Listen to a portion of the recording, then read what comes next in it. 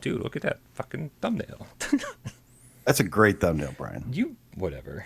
Thumbnails are... No, I'm serious. Hey, I will tell it how it is. Like, when I like your thumbnails, I will introduce the show saying, "Oh, I know your thumbnail sucks." I know. You usually hate my thumbnails. You're so Cue the cat. Here's the cat. All right. And we want to say hello to Sparky Boy 120. Hello, Crafty Crayons, Robert Sullivan. Good afternoon to AJ, PSVR Underground. And yes, God old David Station, PSVR, who will be with us in just a second. If we're lucky. And the star of the show, yes, it is none other than Brian Paul, without parole. Does not sound right at all. Best to you too, Robert Sullivan. Napa Bear, Woody the Bluebird, Nicholas Borges. Release on Hotel R'nR is now. Buy it. I agree. Elvert, what's up, dude? Chief the VR Gamer, TCG Nitro, Iced Wharf. Orseek, I am Orseek. Meow meow, the Game Cat, James Medeiros. It's Veteran Tactics. That is a very tactical name. It threw me off. Hippity the Game Cat, Jason Ewing. Who else we got here? Lipnox 88, Joe Grover. And Joe Grover right over. Nick Mulo. Who else we got here? Communist Being the Cat Game. Wee Man 123. Roy Schwartz. What's up, dude? Haven't seen you forever, man. Dude, great, really great to see you. Let's see. Mr. Potato Aim. James Moore. Delirium Drew. Kyson. Fist bump to you. David Moore. Dennis Manguso. Joe Mojo. The Death Metal Game Hound. Avizzy. Robert McAllister. Charlie Roche. Guts Griffin. El Capitan. The Ginger Ninja. Stocko Game. Epic Gamer. Hello. Wow, that was pretty good. This show's almost ready to start. There was a new one popping in every second, so I was, I gotta give it this one. Tom says, good day from Australia. Good day. That's horrible. That's all I got. Right. Yeah, no one should let me do anything. I think You sound like a little, like, English kid in, like, school or something. I don't know. Yeah, I'm cosplaying as Durasane. Oh. Fucking nailed it. Nailed that shit. Nailed it. Whoa, dude. I just realized I'm Dave. This isn't working out at all. I'm not supposed to be Dave. Dave will be here when he gets a second. When he has the ability to grace us with his presence. He's doing a little bit of work stuff, and hopefully this doesn't go completely downhill in the meantime. Yeah, both work and mic related issues going on. So he'll be with us in a second. He's got mic related issues too. That's a double whammy. I love it. Yeah. In the meantime, fuck you, I'm Tree Guy, and I want to say thank you so much to Napa Bear, the $2 donation, saying, looking forward to another show. Hell yeah. Hell yeah. Whoa. Me too, man. My name's Brian Paul, or apparently my name's Dave from Dave Station VR, this channel over there, and then that guy right there from AJ from the Underground, PSVR Underground. What's up? Oh, that hurt a little bit. What? I've been playing lots of that Beat Saber update, which we'll get into. But wait, yeah. that little movement, you were like, oh. I was actually going to be like, I would bow, but I've been playing a lot of that Beat Saber update, and I can't feel my arms, and that's why I was going to say that, because I just did it, and I'm pretty sure something just came loose. Right on. Yeah, the Nick Mulo just said, why are your DMs on the side of the screen, Brian? Because there's no way to do this properly when there's not three of us here. The screen formatting is only I can only do so much, especially when it's a temporary situation like this. You guys can see that I've been talking to from Nick there from 3D Rudder, and who else? Kitten Academy. You can see at the bottom of the left of the screen, I've been talking to Kitten Academy. They DM'd me on Discord, and they were like, hey, just want to make sure that you're the guy adopting Blarney, and I was like, don't call her that. It's Tornado. Tornado. They need to start training. Yeah. But actually they're setting up a date for her to get spayed. And then as soon as they set up a date to be spayed, then I can set up a date to pick her up, and I'm going to have a fucking cute little kitty cat. So exciting. Yeah. Before we really get started here, while we wait for Dave, let's do another shout out to fuck you, Jonathan Bloxham. Oh man, like thing Roblox. I was like, all fucked up in my head, dude. Thank you so much, Roblox. Jonathan Roblox with a $10 donation, saying, "Sup everyone, you guys are awesome." Jonathan, you're pretty awesome yourself. Thank you very much. You are. All right. Lipnox88 says, called Jeremy. I'm like, that would be an interesting way to start the show. Sorry, Dave, you've been replaced. All we're going to do is talk about Cave Digger for the next half hour. All right. What do you think, AJ? Should we get the show started the way we begin every show with a little game of Should We or Shouldn't We? Let's do it. 60 seconds up on the clock up on the counter, the way that Jeremy we all like it, let's be honest. We do like it. Right? The weirder the better. The stranger the better. Sign us up. It's our time to tell you, the loyal game cats, whether you should or should not be watching and or playing and or doing the thing that we've been watching and or doing and or playing. 60-second timer. Brady does it again. Says, dude, I have a blind chicken. She's really cute. A hawk attacked her. She is cool. She even has kids. Well, I mean, that it would be unfair just because she's blind she can't have kids. I think that's just mean. Right? AJ, do you want to go first? I will go first. Excellent. On your mark, get Des. So, as every now and then I do these Saturday Night Live streams where I let everybody choose the games I play. And Delirium Drew himself, who's there in the chat, what's up, dude, begged me, or didn't beg me, but he was like, you have to play, basically forced me because he has power over me. Forced me to play Shooty Fruity. Oh, good. And it was a game that I thought I had gotten further into than I actually had. And all thought that. Man, I mean, for everyone who doesn't know, this game is by End Dreams. You sit there and you are both, it's a wave shooter with this giant fruit coming at you. And while you're shooting and stuff, there's guns coming in an assembly line. You have to grab these items and you have to check out, do a checkout, like a grocery thing. But once you get past a certain area, the mechanics start changing and you start doing other things like placing certain objects onto trays that are color coded and all sorts of things. So absolutely had a blast with this. And even though there's a huge sale we want to talk about, so maybe wait, but eventually it's a sugar. That was perfectly timed, sir. Very well done. Yeah. I had somebody doing this, which kind of helped a little bit. It does help a little bit. I think there's a slight delay, but get the point across. I turned my fans off because it was noisy, but when I turned it off, it got really, really hot in here really fast, and I was like, I'm just gonna be drenched in sweat in minutes. So apologize for the background noise if there is any, folks. Dude, Shooty Fruity, I think is a game that we all thought we got further into than we did, because every time I've gone back to it, Des did the review, which meant I didn't have to really play the crap out of it. And then when we did the Why We Love episode, I was like, oh, this is going to be fine. I've played the crap out of it. I went and I was at level 6 or something. And I was like, wow. Yeah, I was at level 4 or 5. And I was like, I swear I played this for longer. Maybe it's tough. There's a learning curve at first. So just takes a minute to get going. Yeah. Oh, I think the difficulty ramps up so quickly that I was like, man, it's easy to go, okay, I'm going to come back to this and then just not come back to it. Awesome game, though. I can't wait to get even further. Yeah. On my mark. Get Des. Go. Mother. What just happened here? On my mark. Get Des. Go. There we go. Got it. So this is, as you guys know, I've been doing a lot of cleaning in my apartment, getting ready for the kitten, and just kind of figuring out where stuff can be, and trying to I basically rearranged my entire place so all my games are in one room. It's been absolutely crazy, and I've been watching Hoarders in the background because Hoarders makes me feel better about the mess that I'm working with. And dude, Hoarders is fucking insane, right? It's like every episode's exactly the same. You never have to pay attention to it. Every single one's the same. The people on it are basically interchangeable. They're all like, oh, I can't part with my stuff. It's so tragic. I miss my dead, blah, blah, blah. And it's just like, they're all the same person. And it's like, man, I'm just waiting for the episode where all of the 1-800 gut junk people show up and all the therapists and psychiatric people are there and, they're ready to do this. And the guy just looks at the camera and goes, yeah, go ahead. Yeah, no, it's a fucking mess. Go clean it. I'm just waiting for somebody to be okay with it. And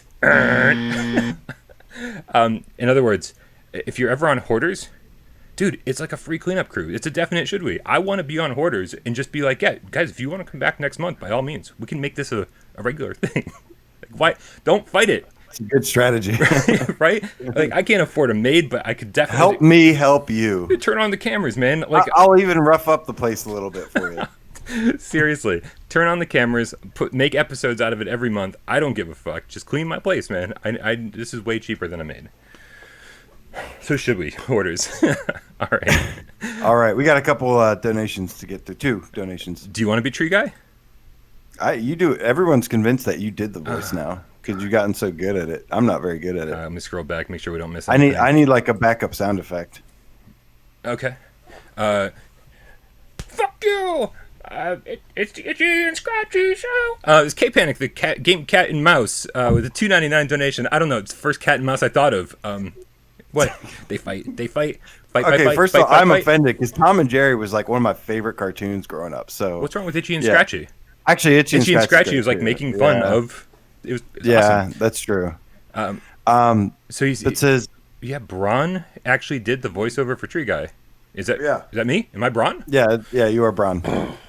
He's Braun Paul. Braun Paul loves you all. Braun Paul. Right. I'm also Mr. Clean. I don't know. I'm losing it. And then I'll take this one. Yes, you we should. got Joe Mojo, the mellow death metal game hound. My dude with the €5 donation says, Fuck you. sign of the horns. Rock on, bros. Hell yeah. Rock on to you. Hell yeah. Joe Mojo. It's definitely our kind of day, right? It's a rock on kind of day with Hotel R'nR, which of course we'll be talking about very soon, I'm sure. Cannot wait to get into that. But first, Brian, we have a lot of news to go over first. And The first story of the day. we're gonna. Where's Dave? Yes, that is the first one. I did call Dave, everybody, so he is okay, because that was, of course, our first concern. But no, he'll be here. I just told him just come right in when you get a chance. Actually, I just got a text message. He's like, sorry to say, I'm not going to make it to the show today. He said, "Fucking hell, sorry guys." It's no problem, Dave. Listen, if you're watching this back later, It wouldn't be without Parole if things went right. right? we started on we're holding time. this show together We're with all here. duct tape and paper clips. Wire coat hangers, just like where is- my muffler. Where is Hugh Guyver's cousin when you need him? Seriously. All right, so we have 1, 2, 3, 4, 5, 6, 7, 8, 9, 10, 11 items on the list, including some giveaways that are going on and a huge sale. And we're going to always, when there's a new sale, go through every single game. And now Dave won't be here to tell me that I had bad expectations. Dude, it's a pastry Love it. chef's dozen. I like it. That's much more original. Well, But first, we start always with the latest on PS5 news, and this comes via Jason Schreier over at Bloomberg. No longer, I'm so glad I don't have to say Kotaku anymore, because I always want to say Kotaku, and then everybody hates me and makes fun of me. And also, Kotaku used to be good, and now they really haven't been for a while. So it's nice that he's moved on. It's obvious that things weren't going great over there, and that's just apparent in pretty much every regard. But on the headline, it says, quote, Sony is planning a PS5 conference for as early as next week. And they say they're planning a digital event to showcase games for its next generation PlayStation 5. Brian, PlayStation 5 so close. That may take place as early as next week, according to people with direct knowledge of the matter. So this is some inside scoops. We had previously heard, I think it was from Aesthetic Gamer, same dude that always does Resident Evil stuff, that it's going to be June 4th. Now they believe it to be June 3rd. You excited? Yeah, I at this point, I don't care if it's June 4th in a third. I don't care what day this happens on. It sounds like it's happening next week, and that's really exciting. I think I could talk about PlayStation 5 all day and what I expect from Sony and what we should expect from Sony. But what are they saying? 35 games are going to be revealed? That's sort of the number they're kicking around? That's what I've been hearing. Now, what worries me a little bit, though, is from those games, I don't think I saw anything VR related. So, did you see a list? I saw some list, but who knows where I saw it from? So it could be anything. I mean, because I've heard anything. If I was expecting any VR announcements, I would be expecting Gran Turismo. That's the only one that I feel like would get an official announcement really soon. Really, before we move on, I do want to address this because it's a pretty insane tip. Fuck you! It's Jonathan Roblox again. He said, "Send me some merch for this $50 donation." So that's not how this works. But thank you very much for the donation. I can give it back to you if you like, and then go to the Teespring link below this video. There should be pictures of all of our different merch, and you can probably buy a couple things for $50. Let me know. We can do I'm that. glad you reminded me because I need to buy one, and I keep saying I was supposed to buy one a long time ago, and I keep forgetting. So What do you want to buy? just I don't know, just a Game Cat shirt. Yeah, Maybe dude. the one with the animations. The last time there's an option on Teespring to be like, I want like a sample, and then you just pay the cost instead of like the extra money for it. And the last time I did that, they never sent it to me. So I'm like, I don't think I trust their sample program. Otherwise, I would buy it for you and make sure that Sample a shirt. no, it's just a sample, like, because like there's a cost, there's a certain amount of money that the thing costs, and we have to charge for, because that's Teespring's cost, and part of that's their profit. And then I say, how much extra do I want to charge on top of that? That goes to me, and it's and I keep it as minimal as possible. I keep it like $3 or $4 a shirt, where it's just like there's a reason for us to sell them. Yeah, it's more just about getting shirts around than it is like, Yeah, I'd rather make $0 on it and make sure that everybody out there is wearing a fucking Game Cat shirt. That'd be awesome. Exactly. Yeah. But thank you, Jonathan. We really appreciate the donation. So wait. So hold on a second. I feel like we glossed over this. You saw a list? Is there a rumored list floating around? I to be honest with you, it was just like in passing, so I don't know exactly, but it seemed like there was like, Godfall was on there, some other games that I think I've been hearing about, but I do also know that in addition to what I saw, there's supposed to be like state of plays planned after and stuff. And the other thing to note is that due to the circumstances, the pandemic, that this stuff is kind of in a flux right now. Like it doesn't necessarily, like it can change at any day. But this is the current set rumor. And I've been hearing June 4th for the longest time. Yeah. They're saying early as next week. So I would just love to see, as long as I get some kind of PSVR. I mean, look, I'll be happy seeing the PS5, just anything running on the PS5, as we saw that tech demo. Yeah. That was pretty cool, as long as it gives us more information about the hardware. Maybe it could even be like some of the features that they have, see what the UI looks like.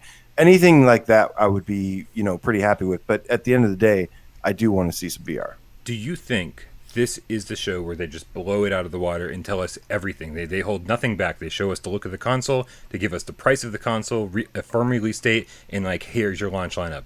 Or do you think they're going to sprinkle it out over the course of the next few months? I think they're going to sprinkle it out. I think they're going to do some games first, and then they're going to do the console, and then maybe do the console with the pre-orders. Yeah, I feel like if this was February, I'd agree with that statement. Because it would make so much sense. It'd be like, okay, here's the reveal. Here's what the console looks like. Here's a couple games, and then we'll have more for you in just a few months. But dude, it's like gonna be June by the time this happens. Like I don't think they've ever done a console reveal so close to the launch of the console. That's insane. Usually they do an early in the year reveal, and then during E3 they blow it out of the water. We're almost at E3 time. Well, you got to imagine this stuff was planned a long time ago. And here's the thing. I was listening to Kind of Funny Games. I highly recommend them. And they had Alana Pierce on there. And she was dishing out some awesome kind of industry info regarding what is going on right now and stuff. And just from her perspective, she said that a lot of games, Sony usually does this big reveal. They do this press conference. There's a crowd. There's, fireworks, laser beams everywhere. I love the laser beams. Of course, like Jim Ryan, Andrew House, Shuhei Yoshida all come out on stage and present stuff. And she basically said that originally there was a date set that was way earlier, and there was a lot of developers that were scheduled to go to this conference and reveal their games. Now, this was, I think, actually supposed to be like spread out a little bit. Mm-hmm. So now it sounds like all of these, like a lot of these developers that were supposed to be like announcing stuff are now sending in all their stuff to Sony to do this. That's where this whole rumor of 38 games and stuff is coming from, because there was supposed to be stuff earlier, and now it's just stacking up, and they might just roll with it and release a whole bunch of games. So I say do that, man. Just show us everything right now. Yeah, I feel like they have not done a very good job of sprinkling the information out so far. I feel like that the PlayStation blog was maybe not the greatest place to show off the DualSense for the first time. It's like that. It's such a cool little piece of tech, and they just sort of, I feel like they had to rush that out, so no devs So no janitor at some at some game dev office photographed it and leaked it to Twitter, right? So, something like that, because that shit always happens. And so I feel like they had to get ahead of the messaging on that. And so, but it was sort of this pretty weak first. Hey, look, this is what you're going to be using for the next like 7 years. I was like, well, why not a video? Why not a demonstration? Why not showing somebody playing something with it? And then on top of that, doing the Mark Cerny presentation, which again was supposed to be a GDC presentation, but put everyone to sleep.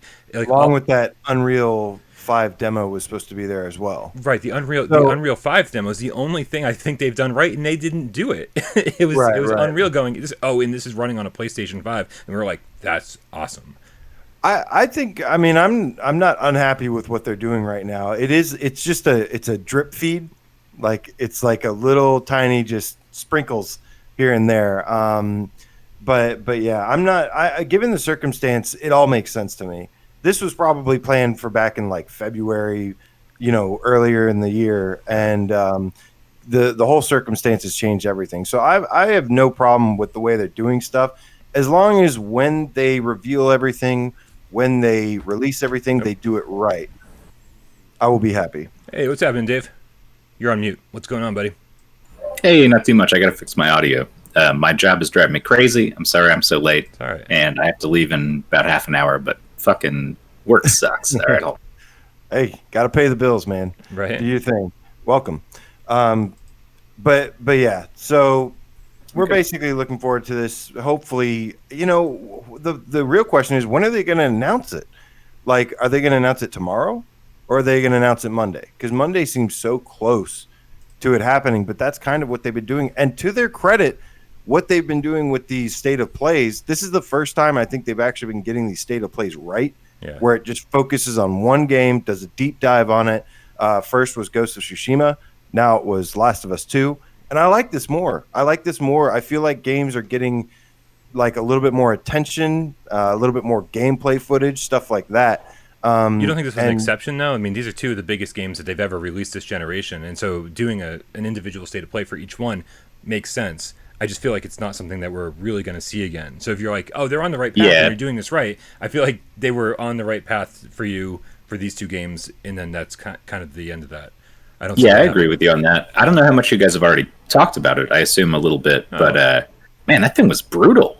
That was when she throws the Molotov cocktail and the dog yelps and dies. Man, it's really intense. Like, they're not really pulling any punches at all. Yeah, I watched both of them. They actually look pretty good. It looks great. I mean, but very disturbing to play. I'll tell you, a lot more human violence than the old one. I had to turn. You turned the chat off. Well, no, on the state of play stream, because okay. Because that was just fucking cancer. Like that. I'm sure. Nothing but kids being like, just like talking shit about PlayStation, talking about Naughty Dog, talking about spoilers, talking about. Hey man, it's the console wars. They're back, dude. They'll go. Well, no, it's not. It's the culture wars, is what it is, really. But honestly, like, people got so pissed that we have an awesome community, and that like we do, because we really don't see a lot of that. And I put the smack down on anybody who tries to start that kind of shit. And so it's just a really awesome reminder that we don't deal with that, and I'm glad.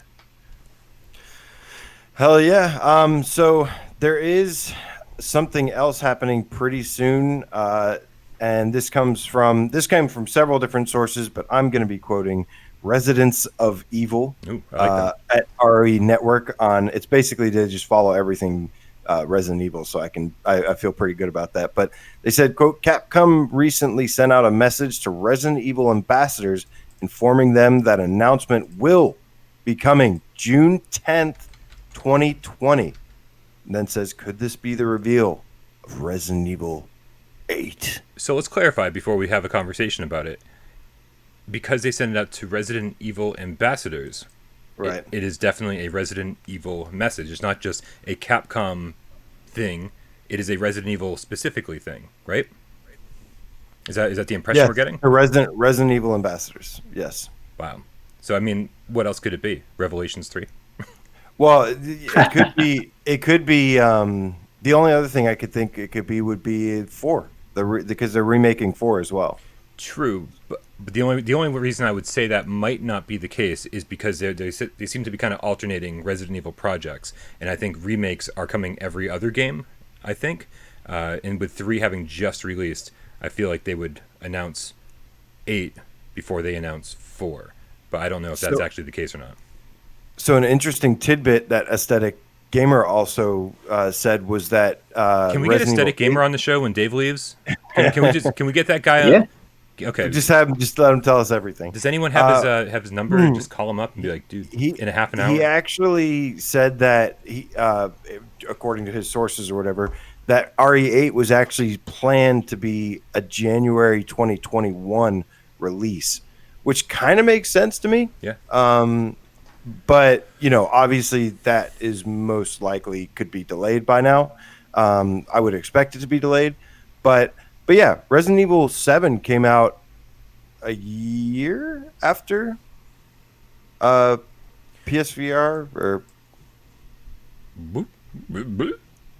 I don't remember. I forgot when Resident Evil 7 came out. It was 2017, right? And October 2017. Was it October 20? Yeah, because it wasn't. I thought it was early 2017. I thought it was early 2017. Oh, maybe no. I think you're right. It was early 2017. Thank you. Yeah, January 2017.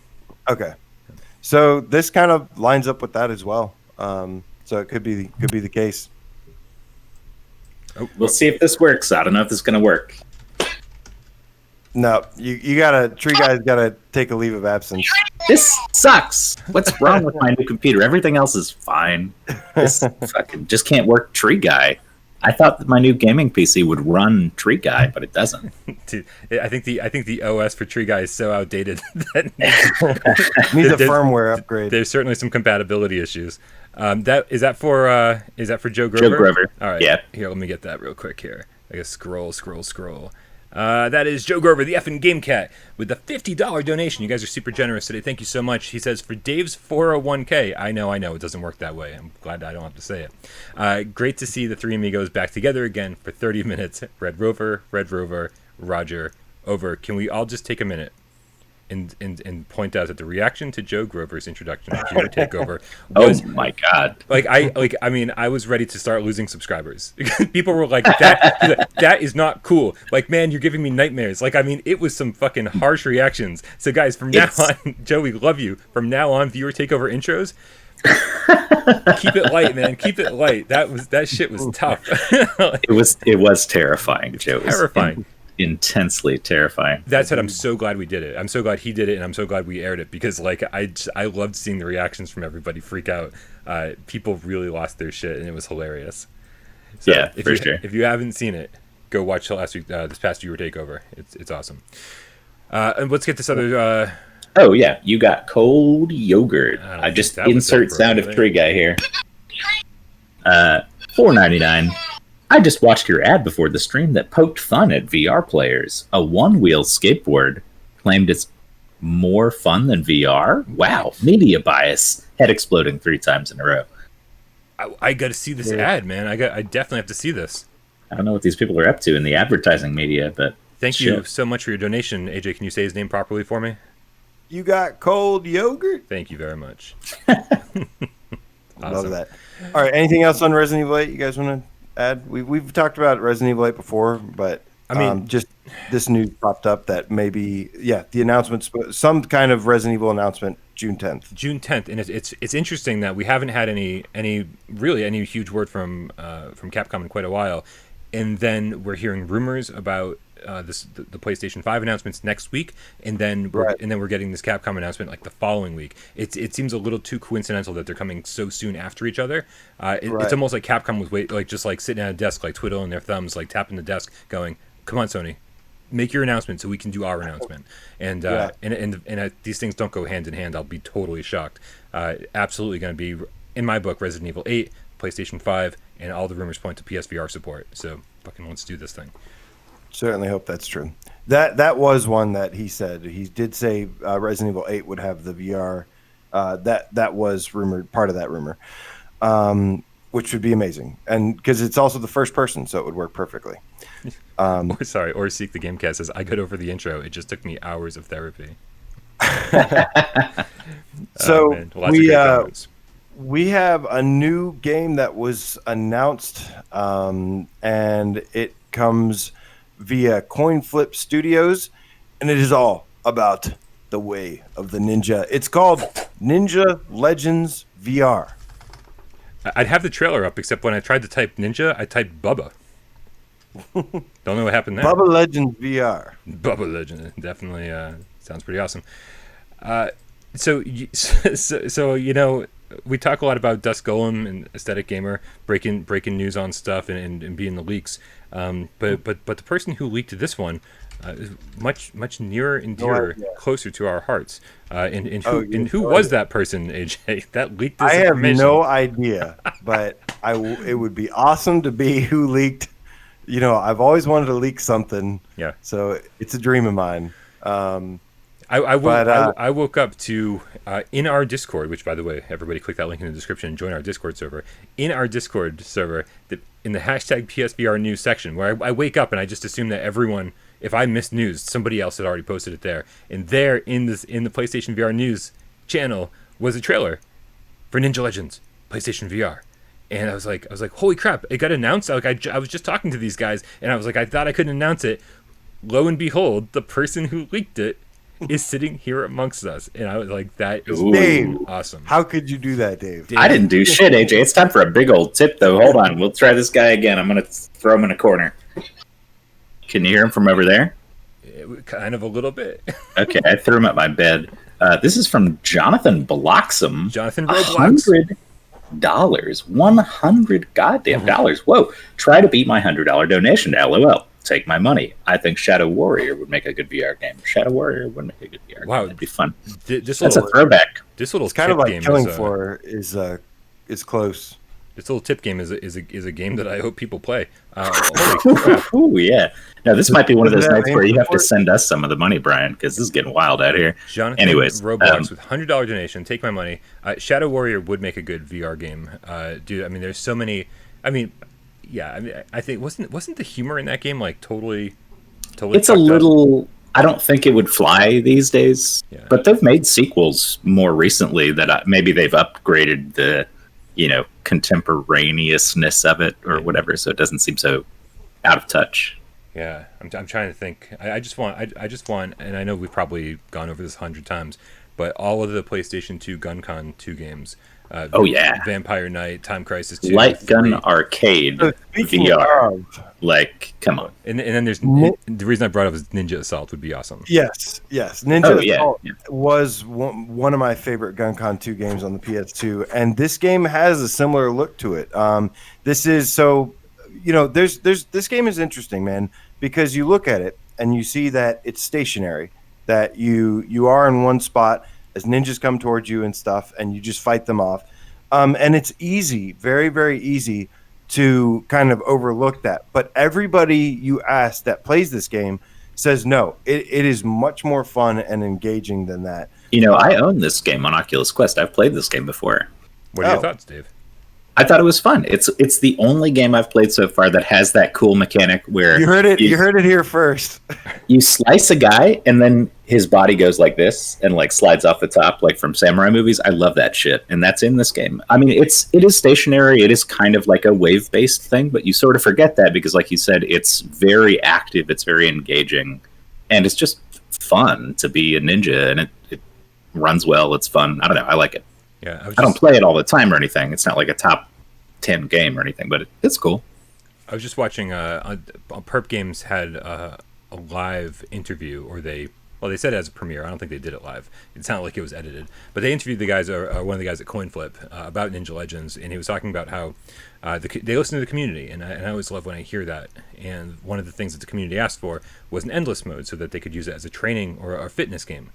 And Perp has been all about this, fitness in VR lately, and this apparently is pretty decent when you use the endless mode as a fitness game. Yeah, even the regular mode. I mean, I'm not in great shape, but I got a little bit of a workout. I built up a sweat just playing normally. So yeah, I could totally see that. I work up a sweat like standing up most days. Yeah. I get out of bed and I'm just like covered. It's what the fuck. Guys, go back to bed. So one of the things I could compare it to was Kingdom of Blades, which is actually a PSVR game, but it felt like it was similar, where it looked like it. So it looked like Dynasty Warriors, but it's like Dynasty Warriors, but it's like plays like Fruit Ninja, And there was, as much as I liked that game, which was just like, okay, um, it felt like it was missing something. And I feel like the fact that there's enemies that are attacking you with different patterns and stuff that give you like a warning, and then you can attack them back. I feel like that's a little bit better. And then of course there's boss fights that are in this game where they have like just, he was saying like on the Perpcast that they can do these devastating attacks to you and stuff. But I'm interested to see, for me, what's going to be the best part about this besides the look, because I do love this like video game ninja look, is the physics on it. Dave, can you?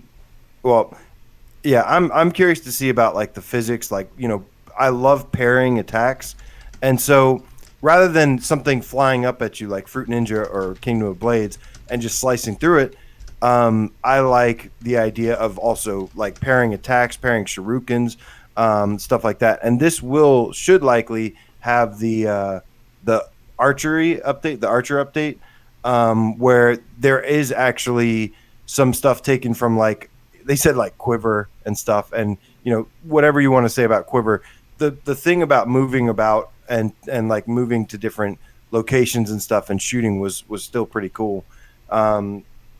But yeah, I see in the chat a lot of people reacting to what I said about the original Shadow Warrior having some racist overtones or something, of being very stereotypical when it comes to race. I didn't play it, so like I just want to say that these are the things that people have been talking about. I played it. I remember stuff like that. Like, it was still a fun game, but there were a few things that sort of like your hackles go up, and you're like, okay, well, that's not really cool anymore. Yeah. But at the same time, Andrew was saying, and I don't want to get too into this but just the comment that I made. Right in the middle. He said, SJW culture is disgusting, and this is coming from someone of color. For me, I think that the polarization is the issue. I don't think SJW is any worse than the people who are opposed to SJW. I think the whole back and forth is the problem. So, like, if you're on one side or the other, just know that that's fueling the whole thing. You know what I mean? Just be reasonable about it, and just respect people's perspectives and opinions, I think. Right. I can talk about this for hours, and I don't want this to be the place where we do that. So, but thank you for kind of putting a pin in that. Appreciate it. Yeah. All right. Let's move on. To the next game. Well, anyways, they were saying that this was in development for PSVR right now. They're currently working on the port. There is no release date as of right now. But I'm excited for this one after hearing all the great feedback and stuff like that. So I like to look at it. So moving on. All right, since Dave is limited on time, it is time to talk Hotel R'nR. I wish I had a fish to swing around. R'nR. Damn, I don't have any fish around here.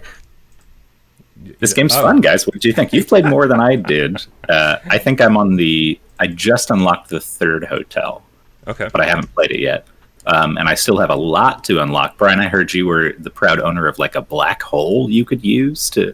The level I got to was like, I was excited to burn down wood fixtures and watch it all crumble. So you guys probably have a lot more in-depth stuff to say, but I will say, having just had Gorn come out, this is an interesting one, because it does a lot of the same things. It hits a lot of the same notes, but it also does them in a much different way. So do you guys want to go into that? I guess I'll just let you guys take it off from there. I mean, it's an interesting way to start the conversation. I'll say that because while Gorn was definitely a brawler, an arena fighter, this is sort of just like a smash 'em up. It's like, hey, here's some job simulator like environments. I know AJ touched on the job simulator comparison on his review, and it was, but they say, but we're gonna kind of give you like a kind of just do a free-for-all attitude about taking this place down in any way that you want to, and then giving it the whole rock and roll aesthetic with the drugs and the different outfits and all of that. The game starts immediately with you selling your soul to the devil. Right. It's incredible, and the scene that pops up with his big face, like it was so well done, and it's really funny. I think with the way it implements that stuff, it's all clever references. Absolutely, and I think anybody who loved Job Simulator is actually going to love this too, just because of the freedom that it gives you to like experiment, like see what happens when I do this with this, and that was always my favorite part of Job Sim. It wasn't the completing the missions. That's for sure. It was like, hey, let me just fuck around in this cool little environment. What about you, AJ? What were your initial thoughts when you dove into it? So yeah, I mean, right away, like you said, I love the just dirty rock and roll aesthetic to it. Of course, there's a lot of like throwbacks, callbacks to a lot of things, which is why I referenced that book, The Dirt by Motley Crue and stuff, where it just talks about their crazy, wild stories and stuff. And yeah, when I've been in a bunch of bands, and when you're younger and you're playing music and stuff, you tend to get a little rowdy sometimes, like, and that's kind of like your part of your outlet, your stress reliever and stuff. So you know, I don't think I ever trashed a place that bad. But yeah, you essentially, what really impressed me was the game design around this. I love how, you know, at its core, it's a simple concept of just breaking stuff, right? But Yeah. I love how deep that goes in terms of, you know, forming different strategies to, you know, and then so first you've got like three waves of people. You've got the maid that comes first, then you've got the manager, and then you've got security. For the maid and the manager, who's the voice acting and stuff is pretty funny. Really funny. Every time they come to the door, you have to stop doing what you're doing, and you get in this little like lock battle with them where you're quickly locking it as they're trying to unlock it until they give up. They go away, and then eventually security comes, just busts down the door. Well, I will say also, you can skip the manager if you just punch the cleaning lady in the face. They immediately send the security guy, and he breaks down the door and shoots you in the face. But you don't, yeah, but you don't want to do that because you're trying to It's stay the last there. resort. Yeah, Well, I mean, you're it trying to stay. buys you Yeah, like 30 seconds a minute. right. If you get caught, if they open the door, then that's pretty much. But there is that's the thing, though. That's what's cool is there is a reward system for not doing that. First of all, you get to stay there longer. Secondly, you get like lawyer fees and stuff when you hit them. So Yeah. and that takes away from your total score. So you want to try to avoid that. The hospital fees are a really funny aspect too, I think, because this is a game where, you know, it's entirely designed about smashing everything. But if you punch a glass window with your hand and you break it, you start bleeding and you have to pay hospital bills. Right. So it's got that little trade-off of like, there's an incentive to use these items they give you instead of just punching everything in the room, you know? Because if I'm slapping it with a fish, I'm not going to go to the hospital. Unless, of course, it bounces back at me and hits me in the face, which happens all the time. Yeah. Totally a possibility. The physics, Brian. Talk about the physics. I mean, for the most part, I think the physics are really cool, right? I think you know, when you're blowing stuff up with C4, when you're just, you know, taking a hatchet and just knocking stuff off of a shelf. I think for the most part, all of that works really, really well. But it's funny that I should read you my original introduction for my review, because it was really it made the game sound way more negative, and I couldn't go that direction because that's not how I feel about this game. But for a game about physics, I was absolutely shocked when I found out it was being developed by Wolf and Wood, who, in the past, Exorcist and Chair in a Room, I mean, those had some fucking wonky physics, and some of that shit translates over to this game as well. You know, I showed in my review when I'm trying to open the door in the very first hotel room. Every time I try to open that door, it shakes and vibrates and it doesn't open properly, and then usually it just breaks instead of opening. And you get hurt too, because it's like you slammed your face through the door or something. Yeah. And so there is some wonkiness about it, and but you know, they seem like they're on task over there. And I ran into a bug. AJ and I both ran into some graphical issues before launch, and they managed to get, because of our communication with them, they managed to get a day one patch out addressing the graphical glitches. So these guys are totally on task, and I trust that they're going to stick with this and hopefully patch out some of those minor issues that we've had with the physics. Yeah, definitely. I've been speaking with Wolf and Wood, and I actually don't know who it is because I never actually got a name, so I just know that it's Wolf and Wood. It seems like Ryan, the creative director, is taking care of all the PR stuff. I could be wrong. They're a super small team. If you saw the credits, they're like 6 people. Yeah, I imagine that's him, but I don't actually know. So, but he said, yeah, you know, their first 2 games, Exorcist, Chair in a Room, were very story driven. So he did say that this was the first attempt at like a game, and I think they did a really, really admirable job doing that. I think this game has a lot of deeper mechanics and stuff to it. Really, a lot of it for me is like the challenges. And of course, there's not many games where I actually care about raising my score on the leaderboard, but they designed this game loop that every time you finish a level, you get more money or whatever, you go spend it, you have something better to come back and replay these levels with not only a better strategy, but better equipped to do so. Right. And it just grows and grows and grows.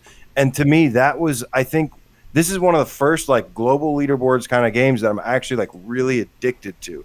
And I think that's important. Games can be fun, but but when they're addicting, I really think it just is like next level to me. Dude, it helped for me it seemed like there was a bunch of Wolf and Wood developers on the leaderboards when you and I were playing, and then it was you and I and the Wolf and Wood developers, and I was just like, every single time I finished a level and saw that you did a little bit better than me, I'd go back and have to play that level again, and I was just like, oh, I know that I can, and the funny thing is, what do you got, Dave?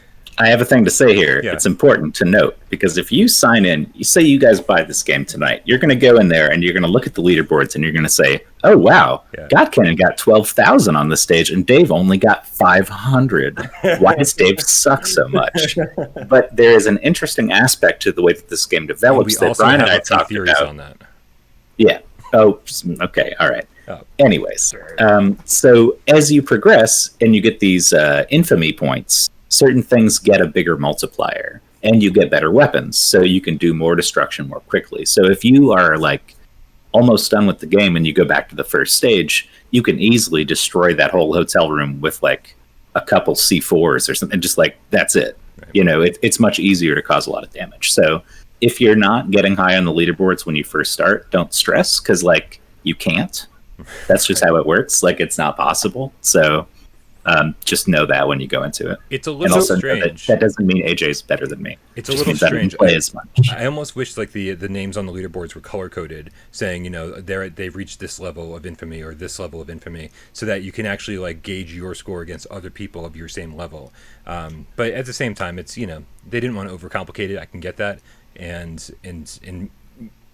giving you any reason to keep going back and keep upgrading and keep reaching those other challenges to raise your infamy level and to raise the multiplier. All of that works together so well, and it makes you just want to keep going back. And eventually, you're like, holy crap! I was getting $600 worth of damage. Now I'm getting $12,000 worth of damage, and it's a huge difference. Yeah. It's way more satisfying. And the game isn't. I think the game isn't as clear as it could be about communicating to you how you progress. Like, it does tell you infamy goes up, and that's how you unlock new stuff, but the thing I thought when I first got there was, okay, I'll play the first stage and then I'll beat it and then I'll get the next stage. Sure. Each level, each hotel room has a set of specific challenges, and unless you complete those, you're not going anywhere. So you have to, before you go in, look at this list and say, like, for instance, I have to do $150 in fire damage this time, so I got to bring a lighter with me, or I got to purchase a lighter, whatever. So keep that stuff in mind. Don't just play it like, oh, I got a bunch of money, I'm going to move forward, whatever. You have to focus on those little check mark kind of challenges. But that makes it more fun, like Brian's saying, because like you have something to do there. It's not just like smack everything for no reason. You go in with a mission to complete. And a lot of times you got to get out as quick as you can, because it's like throw 10 things in the pool before the maid gets there. She's the first person who shows up. She shows up almost immediately. That's hard. You know what I mean? Like, and that's just for that level, like you said. That's just specific to that level, and it goes on and on. There's more in each level. We've got 2 donations that are game related, so I'm going to throw them in here. Okay, yeah. We got. I'm just gonna ignore Tree Guy. He doesn't exist anymore. Nihilist Ryan, the game feline, with a $5 donation. Says, great to hear we got another good indie game. This ain't a hundo, but every little bit counts. Heart sign. Yes, it does. Thank you so much, Nihilist Ryan. Yes. This is, I gave it an 8.9. Brian gave it an 8.3. Yeah. And I danced around that score for quite a while. Like, I was all over the map with this score, and I was at 8.5 for a while. But 8.3 feels really good to me.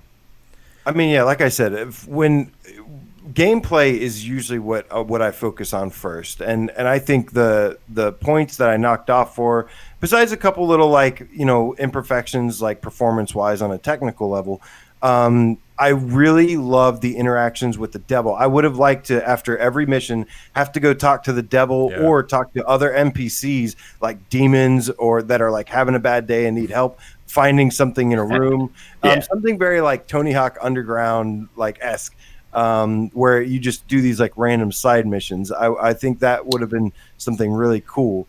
We've also got side missions, by the way. I'll get the tip first, and I'll talk about it after. We've got Lipnox88 with the $2 donation. Says drum kit, bowling, unlockables. It's so good. The drum kit.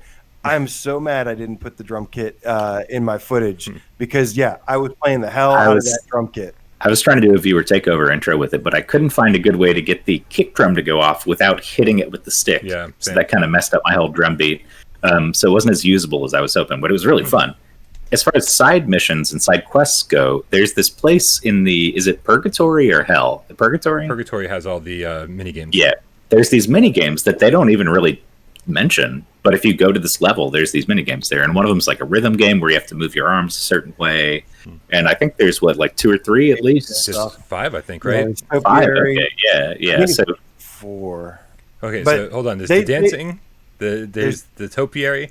There's the fitness dance topiary. There's the club lust. Yep. Then there's the one we have to get all the shit into the trunk. The underwater, and then the break the car. So you're right. It's 5.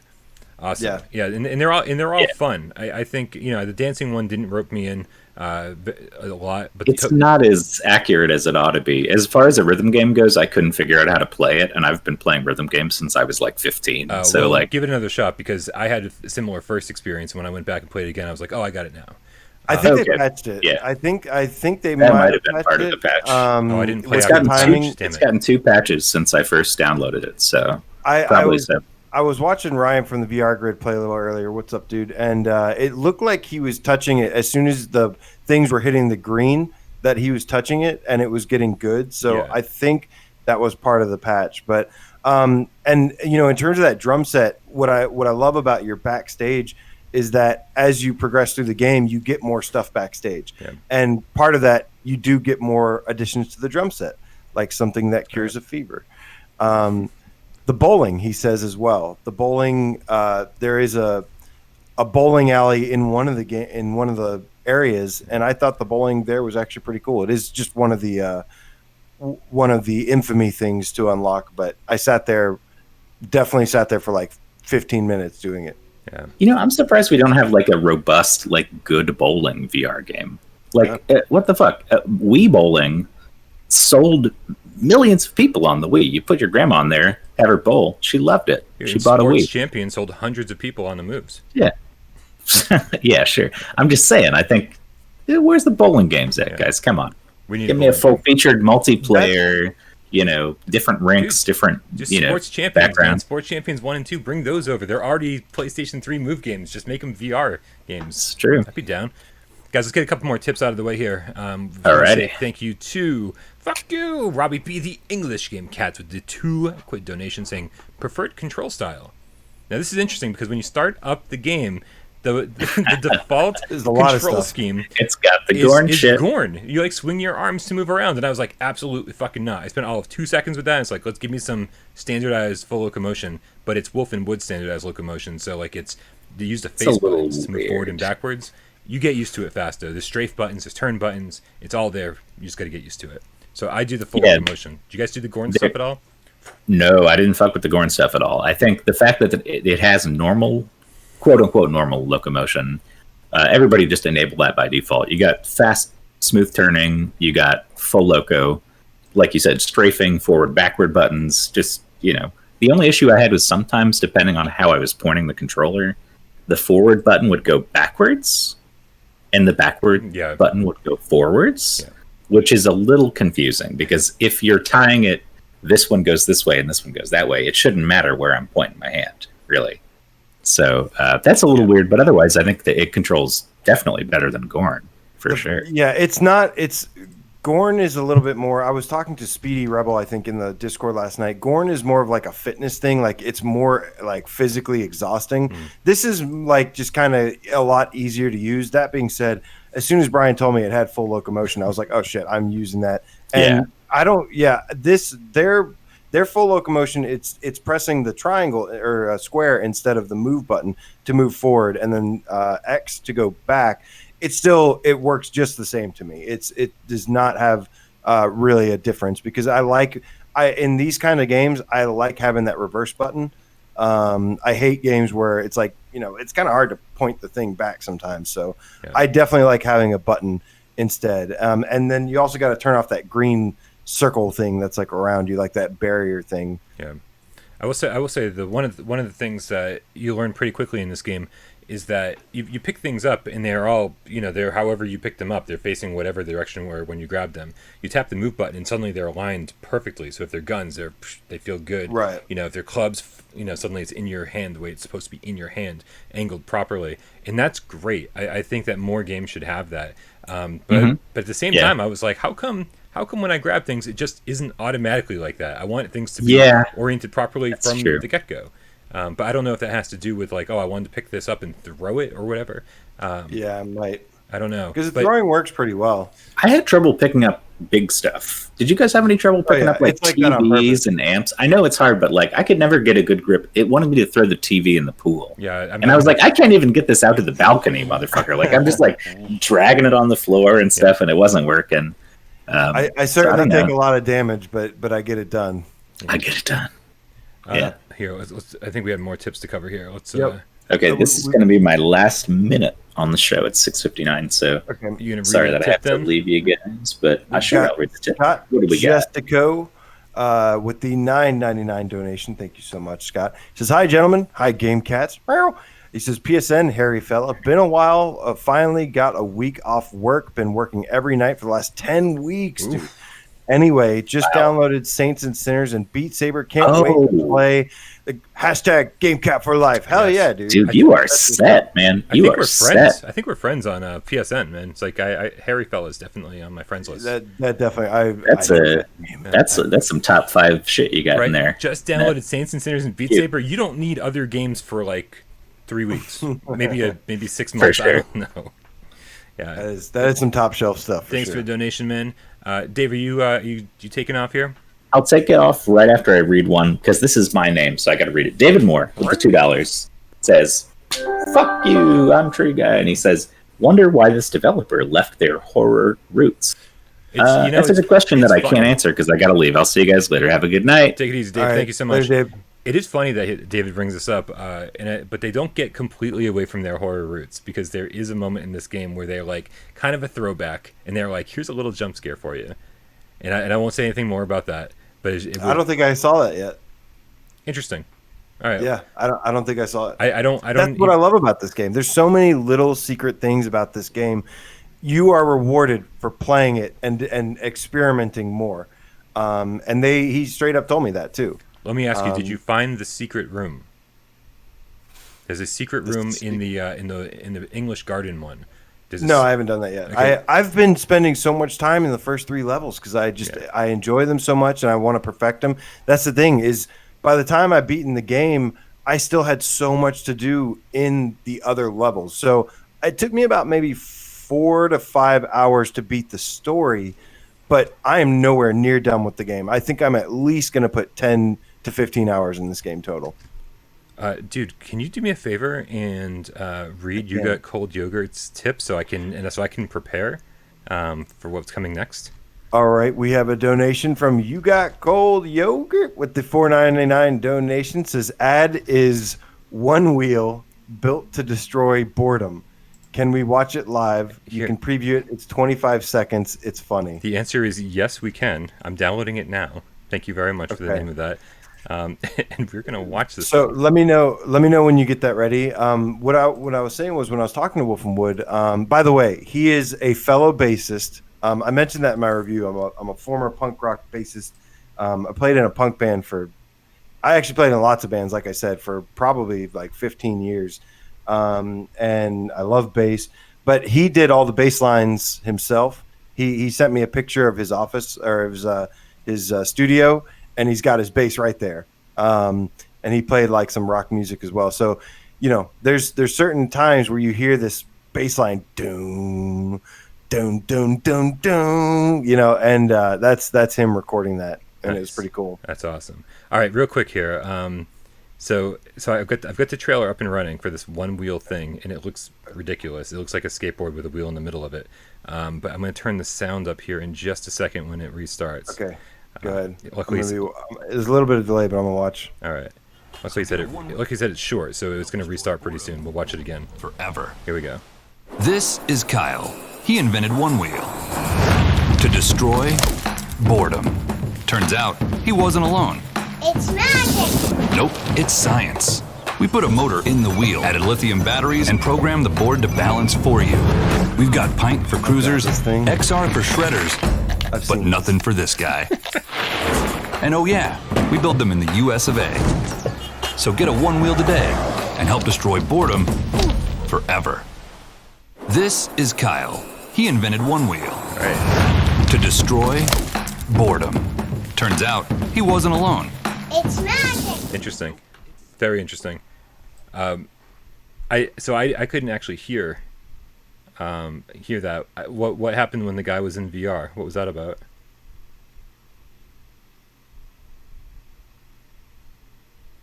Oh, we gotta wait for AJ to get caught up. We'll give him a second. I can bring Hotel R'nR back up while we're doing this. Okay, yeah, that was dumb. Yeah, it was like it's good for shredders, but nothing for this guy. I don't know. Oh, okay. My sound had to be off because of the way we do things here, and it's but I saw it was like the guy, like a guy in VR, like just looking like a fool.